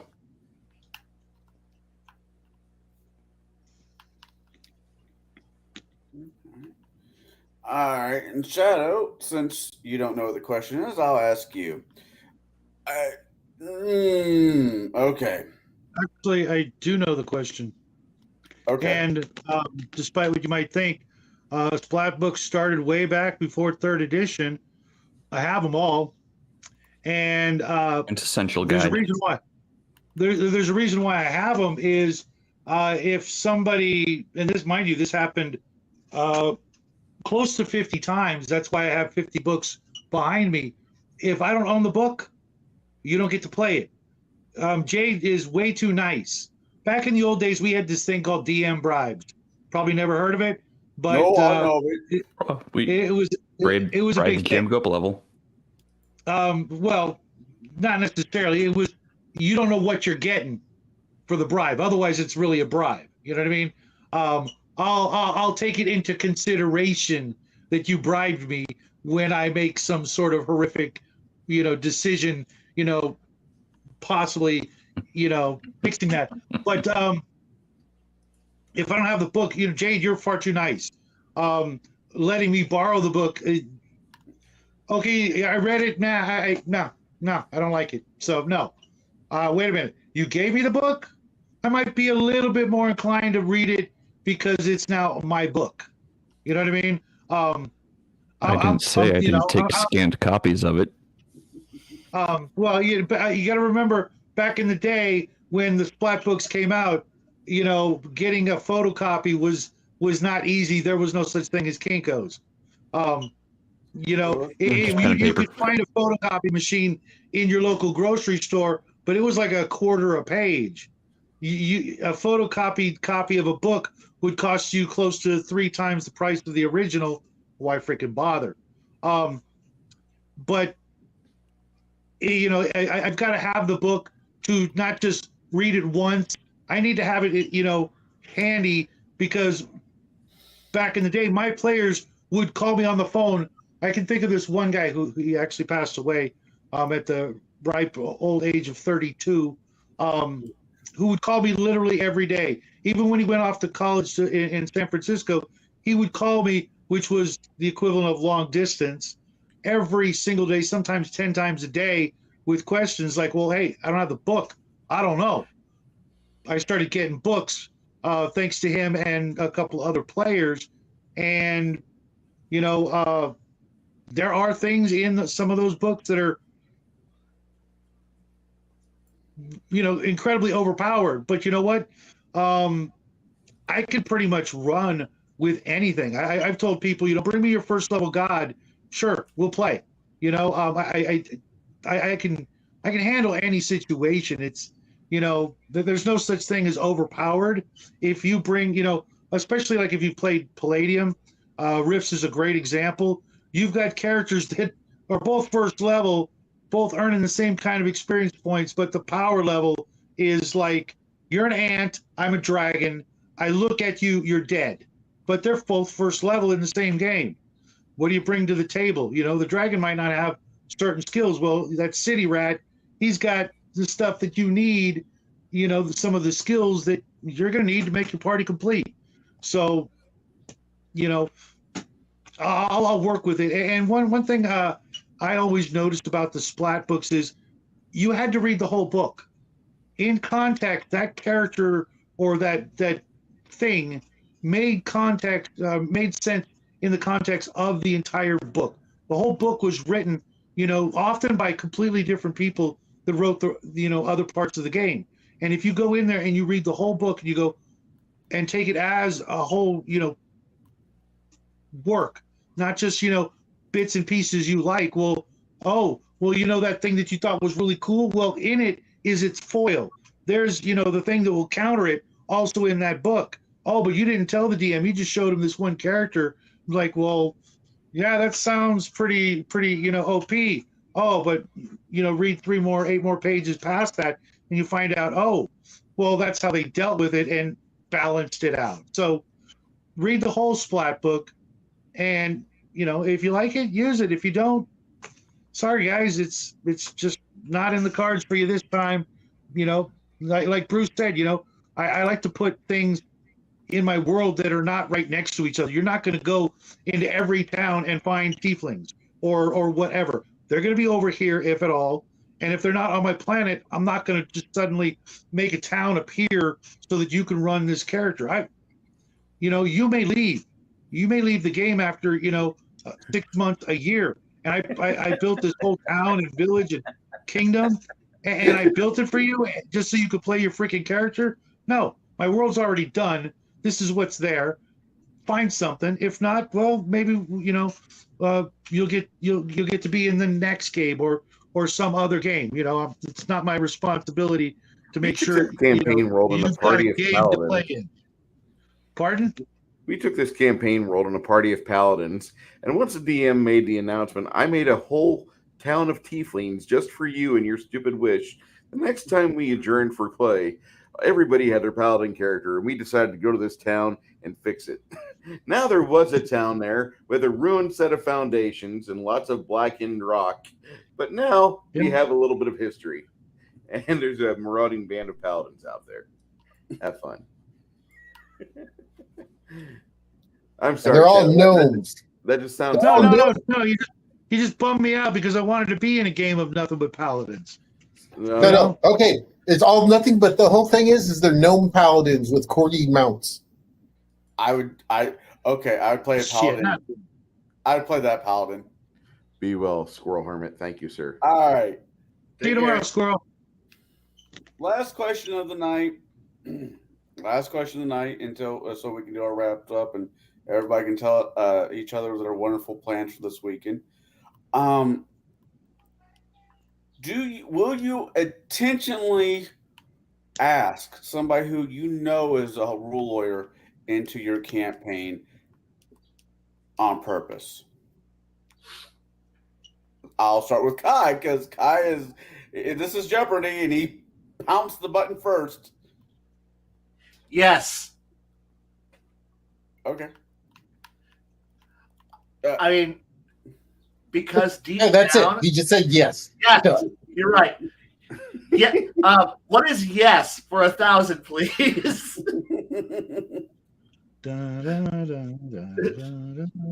Thank you, Scroll Harmon, for the $2.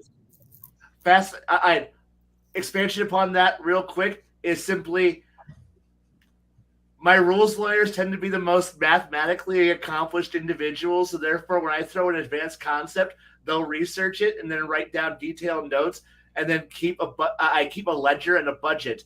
And whenever I screw up as a GM, I can merely look straight over at the accountant with the ledger and go, accountant, give me my numbers, calculation for me. And then he will be like, of course. And then he's writing it all down and he gives me an answer. And I go, and I look at my very, very badly written notes, which are actually, that's a lie. They're very well written notes, but I might have missed a detail and go, that number sounds fantastic. And it lines up with my notes. Erase, erase, erase, scribble in corrected numbers and go, fantastic. I'm glad to see you're paying much attention as I am to this game. And they're like, I am. This is a very good game. Yes, it is. Thank you very much.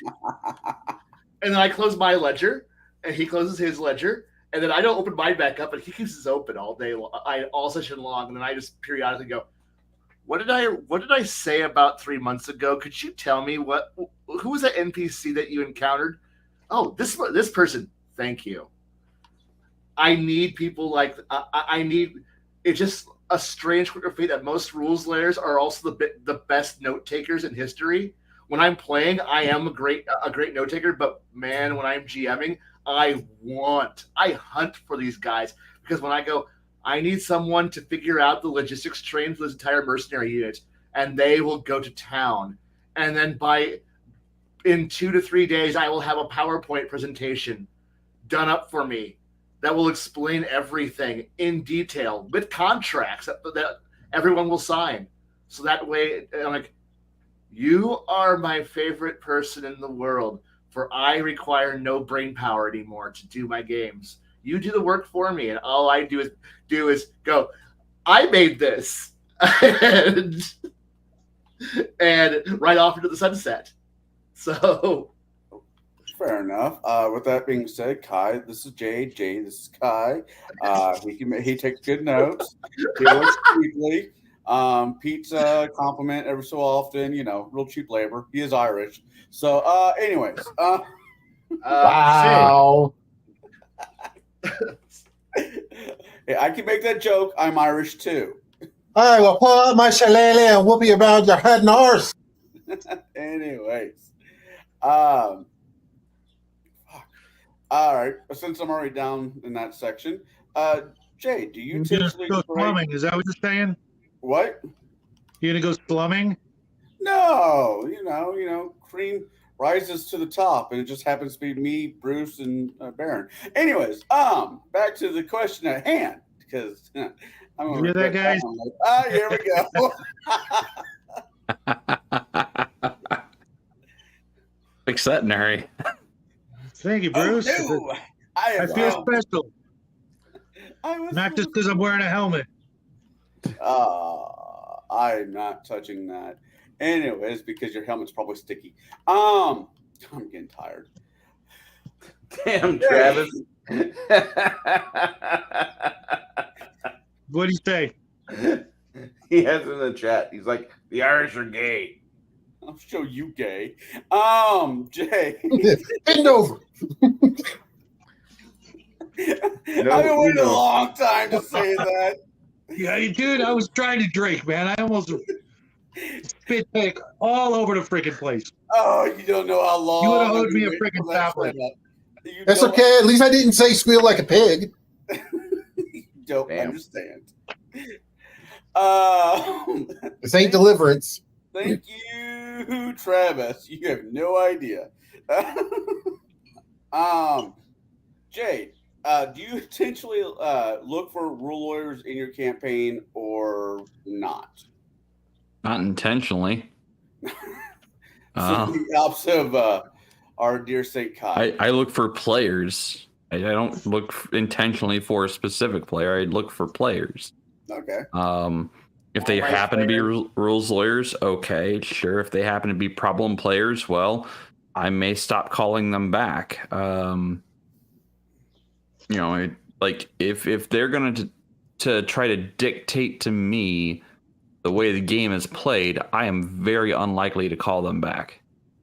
Because if I'm the one running the table, like I'm the one running the table, not them. They're the player, and I'm the game master. Like that was how it, that was the agreement. And if you break the terms of the agreement, I probably won't call you back. That's more than fair. All right.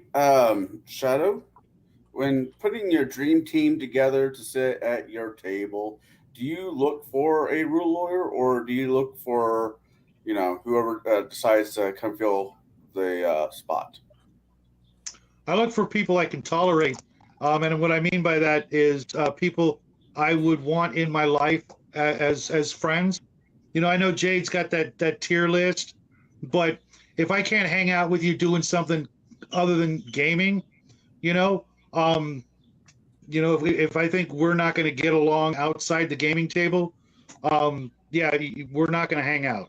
We're not going to be friends. Enjoy your life, enjoy your games elsewhere. But if you're going to piss me off continually about non-game things, why? Each and every one of you, despite your many, many, many, many flaws, have made the cut. I could see myself hanging out with each and every one of you. We don't get along, and agree with everything when it comes to games, but for the most part, I'm giving you guys some leeway, because people are different in person sometimes. But for the most part, I would invite you guys. I might actually invite you into my home, which is, if you know me, that's kind of a huge deal. I've been in this house for 12 years. I've invited like 3 people into my house. Although Connell, if you're in town, you're gonna have to get a hotel. Makes sense. And that's his wife and his son. Those are 2 of the 3 people.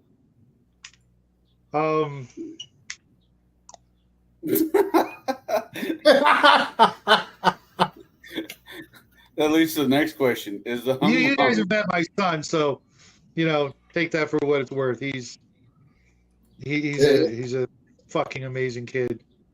Well, you kind of had to take him in because that whole yeah. He's my pride and joy, and I was literally, believe it or not, I was the very first thing he saw. It wasn't even his mom. I was in that delivery room. I made sure the first freaking thing he saw was this ugly mug, and that way the doctor didn't have to spank him. He started crying. Okay. Okay. Ba-dum-bum.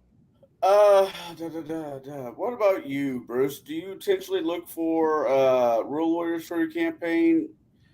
Or I look for people that are willing to play, and typically the environment that I'm in will kind of dictate what exactly can be found. I stay away from certain game stores in San Antonio because they still do a lot of society play, and I just don't really appreciate the measuring contests that you hear consistently from those tables. I have a life I want to enjoy. I want to enjoy my life. I do not want to argue about small bullshit things. I want to make sure that whenever I die, I've played a lot of campaigns and I've made a lot of happy friends, and I can go on to the next coil. And I'm not into trying to be right per the spirit of the law of Jason Bullimon, Paizo, or Gary Gygax of TSR. I'm not even trying to be like Shane Lacey Hensley from the Weird West. I just want to run a table of players that could mostly get along, and they could achieve great things with a rule set, and that's what I'm looking for. I don't give a shit about anything else. Like Jaide, even though he's trying to play, I'm Mr. Nice narrative gamer now. I play index card RPG. When I threw the gauntlet down for my campaign I ran for the 2 nights, I could see Jaide. I could see the old programming taking over Jaide as he was looking at how many seconds it takes to resolve a certain action versus I could resolve a movement action in 5 seconds. And I could see his brain immediately kick in. That lizard brain took right over and started puppeteering him, saying, "We are going to be the master race. We are going to have control of the table." Ah! And I could see that. But I didn't give a shit if he's a power gamer, if he's a rule lawyer. I don't. I look for people that can get along.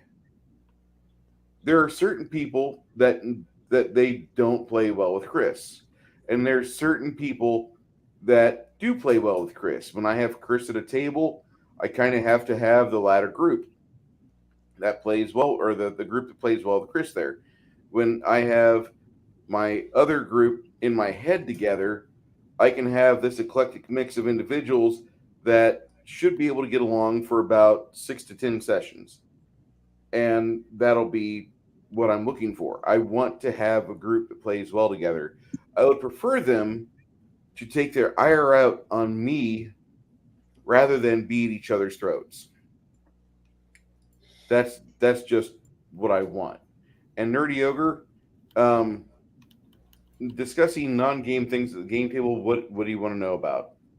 Because my table, we do run and talk about other things than table play at the same time, and I realize that's going to happen. We have 8 people at my table, and so sometimes you'll have a conversation spill over from text messages into verbal discussion, and I'll let that go on for about 5 minutes until they get it pumped out of their system, because it doesn't work like it does in school where you're like, I'm the boss, I'm a teacher, you kids can't talk about Automan or Knight Rider. You guys have to discuss why Benjamin Franklin said these things. You know, I don't do that.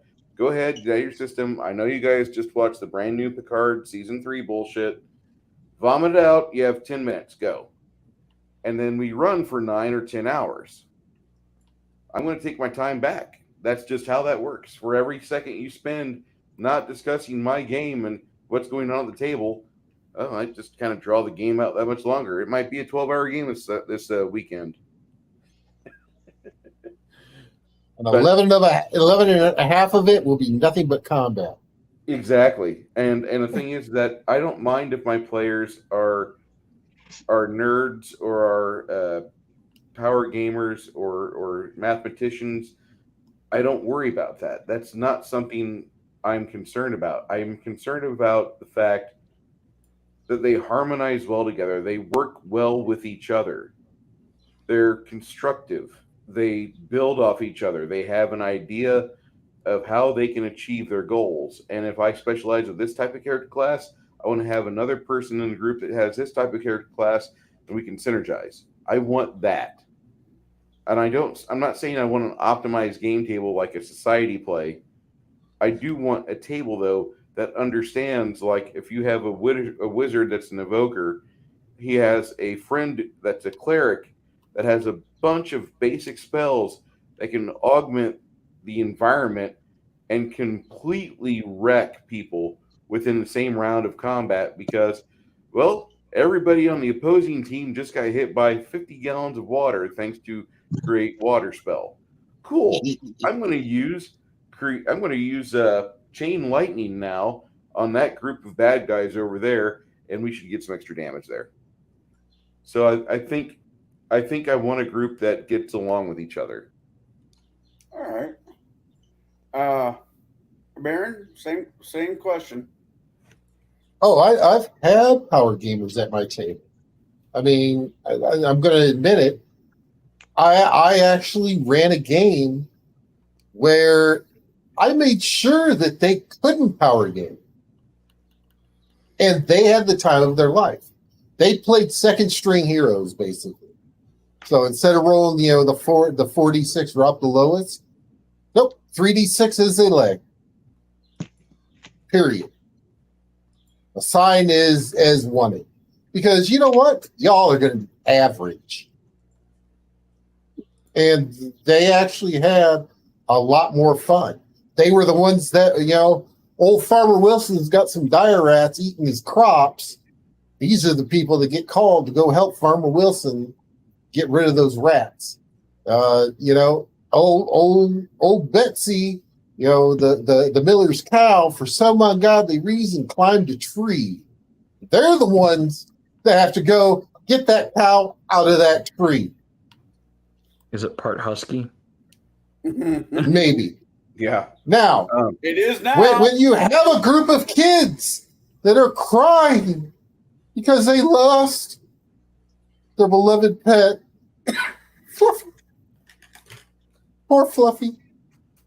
And they trudge out into the woods and find out, oh no, Fluffy's an owlbear, and they had to kill the owlbear and come back and tell the poor kids that their pet owlbear was dead.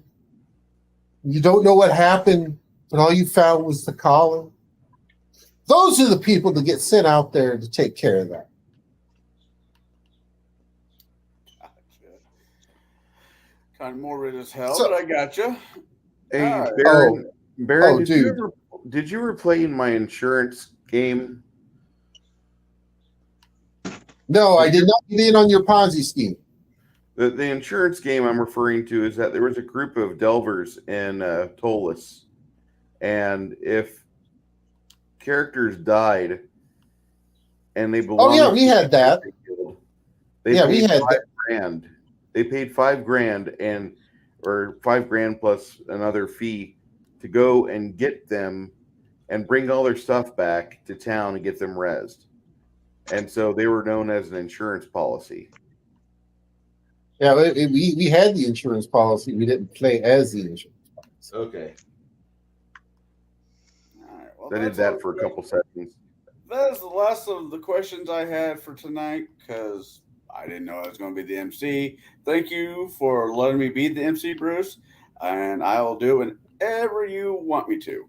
Well, no, the only reason why I did that with you is because as much as everybody can talk about their own experiences on this, the game, the chats go smoother when I have a heralded MC. And actually, with a lot of 5e, you might have ran a lot of Pathfinder before, but with 5e, the ability to be an absolute pain in the ass rule lawyer is kind of minimized. They've taken the teeth out of it by making all the classes equally powerful. That is true and not true all at the same time. There are classes in 5e that will outshine other of some of the basic classes or subclasses that a DM has to say no to, or the barn door is going to fly open and the horses are just gone. There's no way to rail back that in. I can understand why you would say that, but that's not entirely true after Tasha's one of the Tasha books. Yard? What one? I love Denise Crosby. That had the intended effect of who I wanted to hit. Yes.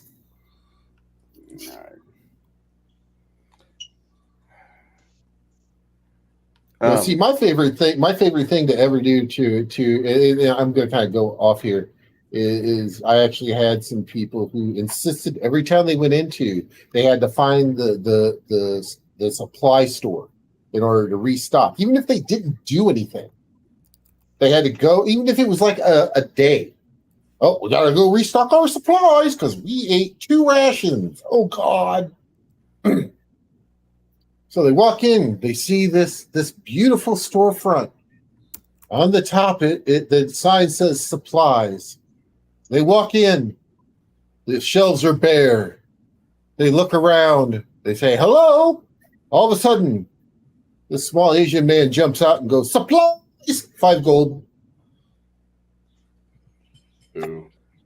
I was gonna say, is there a snowstorm coming and therefore all the bread and milk is gone? And then they turn around and a 3-year-old jumps out and he goes, supplies, 5 gold.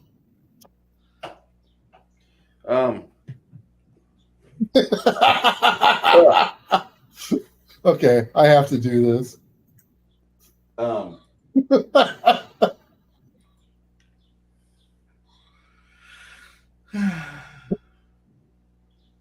Hey, you know what a Shaolin monk's favorite drink is? Water! Okay, I'm done for the night.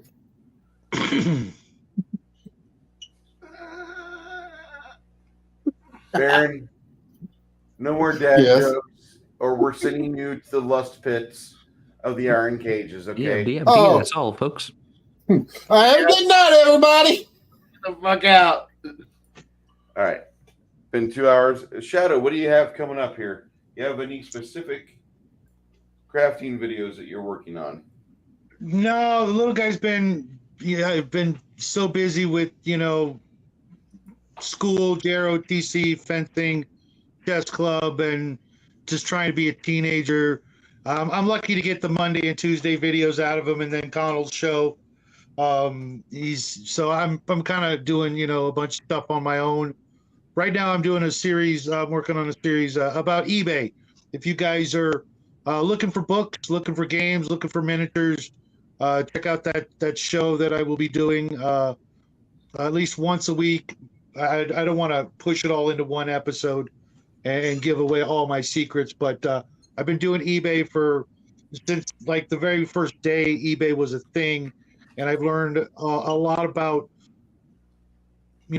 buying low and selling high. And if you're looking for game books, or miniatures, or supplements, or even other things that have nothing to do with gaming, maybe check that video out, learn a couple things, and hopefully I can save you some money because the economy. True. Very true. Jade. And I will be doing an interview show tomorrow with the Crafting Gamer, a one-on-one, just me and him, introducing him to all you fine folks that he hasn't already met. Hopefully, you guys will go out there and give him some love, hit him with a mountain of subscribers. That way, he'll make more content, right, guys? That's the goal. That's the goal.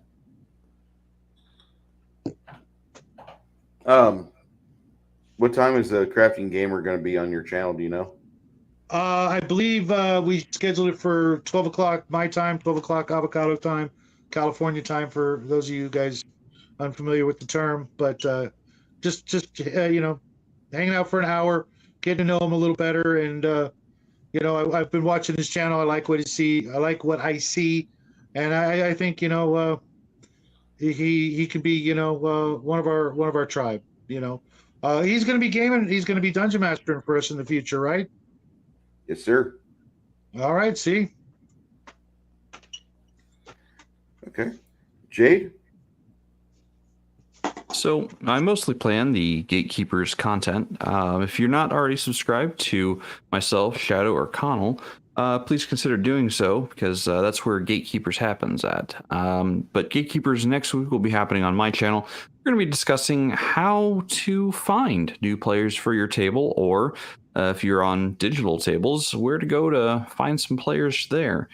So be sure to check in. I'm going to try to make the most out of that one. I don't know if I can squeeze a full 2 hours out of it, but this is something Farmatron from our Discord has asked for. So, Flatey won. Farmatron from Discord is Flatey. Oh, yes, Flatey, yes. Flady here, well, yeah, he shows up as Flady in our chats, but on our Discord he goes by Farmtron. So we're going to be trying to answer how to find new players, where you can go, and some of the tools and resources you might be able to use. Okay. That sounds like a lot of fun. I watched your episode from last night about families and how to get people more involved with their characters by involving their families and such. Of course, I always interject when I can. I talk about RoleMaster 2nd edition or Hackmaster 4th edition. Good time, good show. You had a good show. Oh, thank you. Kai. Yes. I'm digging your rants that you have in the Discord right now. I haven't posted one in a while. I'm sorry. I've had very little energy lately. I understand. I live at work. That's quite okay, and we have a lot of material for people to look at. This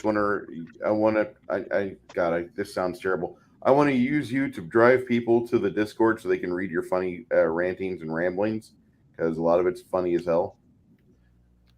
And I want to find a time just to sit back and talk, just talk, and just organically let it roll. And I'm sure now that I'm past the 4 weeks of driving myself to the edge of insanity and a few other things, I might have rants again. So, not bad. Or I'll just post weird shit. It's my channel. Cool. Baron G-Rock. Yes. Anything new coming down the pipe this week that we need to be made aware of, sir? I don't know. There may be a couple videos that I squeeze out. I've been working on some back end stuff here for a couple people, so I think I'll start working on. I think I got pretty much caught up on. I'm going to start working on some of the other stuff now and see what I can get pumped out. There might be a few videos this week. We'll see. Excellent. Mr. Connell, what is the Sunday afternoon video or movie you're watching? We are going to do, we tried to do it last week, but because of horrible storms and me not having basically power because the storm that ran through Saturday night, we are going to do Magnificent Seven, 1960s Magnificent Seven this coming Sunday, which I look forward to. It was a great movie, and I'm sure the rest of the group will have very interesting things to say about Kurt Russell's dad. That is a great movie, and it has one of my Gary all-time. Busey. Gary Busey was in it? Yes, he was. Yeah, he's the son. He's a boy in that movie. Holy shit. I'm going to have to go watch it again. I missed that. Well, there's always something. That's just a great movie. You should watch it once a month at least. Oh, Jesus. No, I was watching Death Wish 3 the other night because a friend of mine had me on for the Bronson Festival that they had. Oh, that'd be awesome. There's like two classifications of Charles Bronson movies. You have the ensemble movies where he's part of a group, or Dirty Dozen, or Magnificent Seven, or just a big group of amazing actors. Then he has his solo films he did, like The Mechanic or Mr. Magnificent. The Death Wish movies, part 1, 2, and 3. 4 and 5 don't exist. I don't care. I'm just saying, like, Charles Bronson, he did two types of movies, and he did them really well. But I love his ensemble movies more than I like his solo films. Not that the solo films are bad at all. The Mechanic, the original with him and Jan Michael Vincent, is an absolute masterclass of watching how a young pup tries to think he knows more than the mentor teaching him. And that is a great movie. Show your kid that movie. What? Oh, classic movie, Bruce. Classic. It is. Show your child that movie when they hit about 15, 16. That way they understand. Don't try to take out old dad. I know one of his movies. It's one of the Death Wish movies. Has a young Deanna Troy in it. That is Death Wish 3. That movie, Death Wish 3, is one of my favorites. Part of the reason being is that Marita Sirtis is in it. And there's a grapey scene in that movie with her. And the not cable TV version shows quite a bit. And she was at a convention for Star Trek once with William Riker. I knew you were going to go there. Yep. And Yep. she just freaked out. She just starts freaking out and starts saying, I have to thank Gene Roddenberry so much because he stopped me from making these terrible movies. And Michael Wimmer, the director of Death Wish 3, had this scene set up in like a basement or garage where they got a dirty mattress and they throw her down on it. And she's wanting to get a blanket because she's cold. And he's like, no, we have to show everything. It's a great scene. And they did that, and Marita Sirtis is telling everybody at the Trek convention, if Michael Wimmer, if heaven and hell exist, I really hope Michael Wimmer is in hell roasting right now to a nice blackened char. I hate him for everything he ever did to me. And like she abso-fucking-lutely lost her shit. And then this entire conversation can be seen on the Red Letter Media Death Wish 3 video where they talk about it. And the entire time, William Riker, number one, has got his face buried in his fucking hand going, oh my God, I'm here. And the audience is here.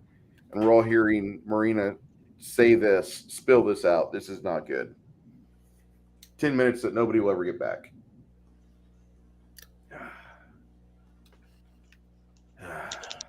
I did not know that. I just knew she was in the movie. I haven't seen the non-TV version of it. I'll send the link to you. Charlotte Williams, Red Sun. I don't know. I haven't seen Red Sun. Death Wish 4 and 5 were awesome. Charlotte, I liked you. I did. Wow. Wow. I'm sorry. No, you're not. If you like us, if you like this channel, we're going to be back in action next week talking about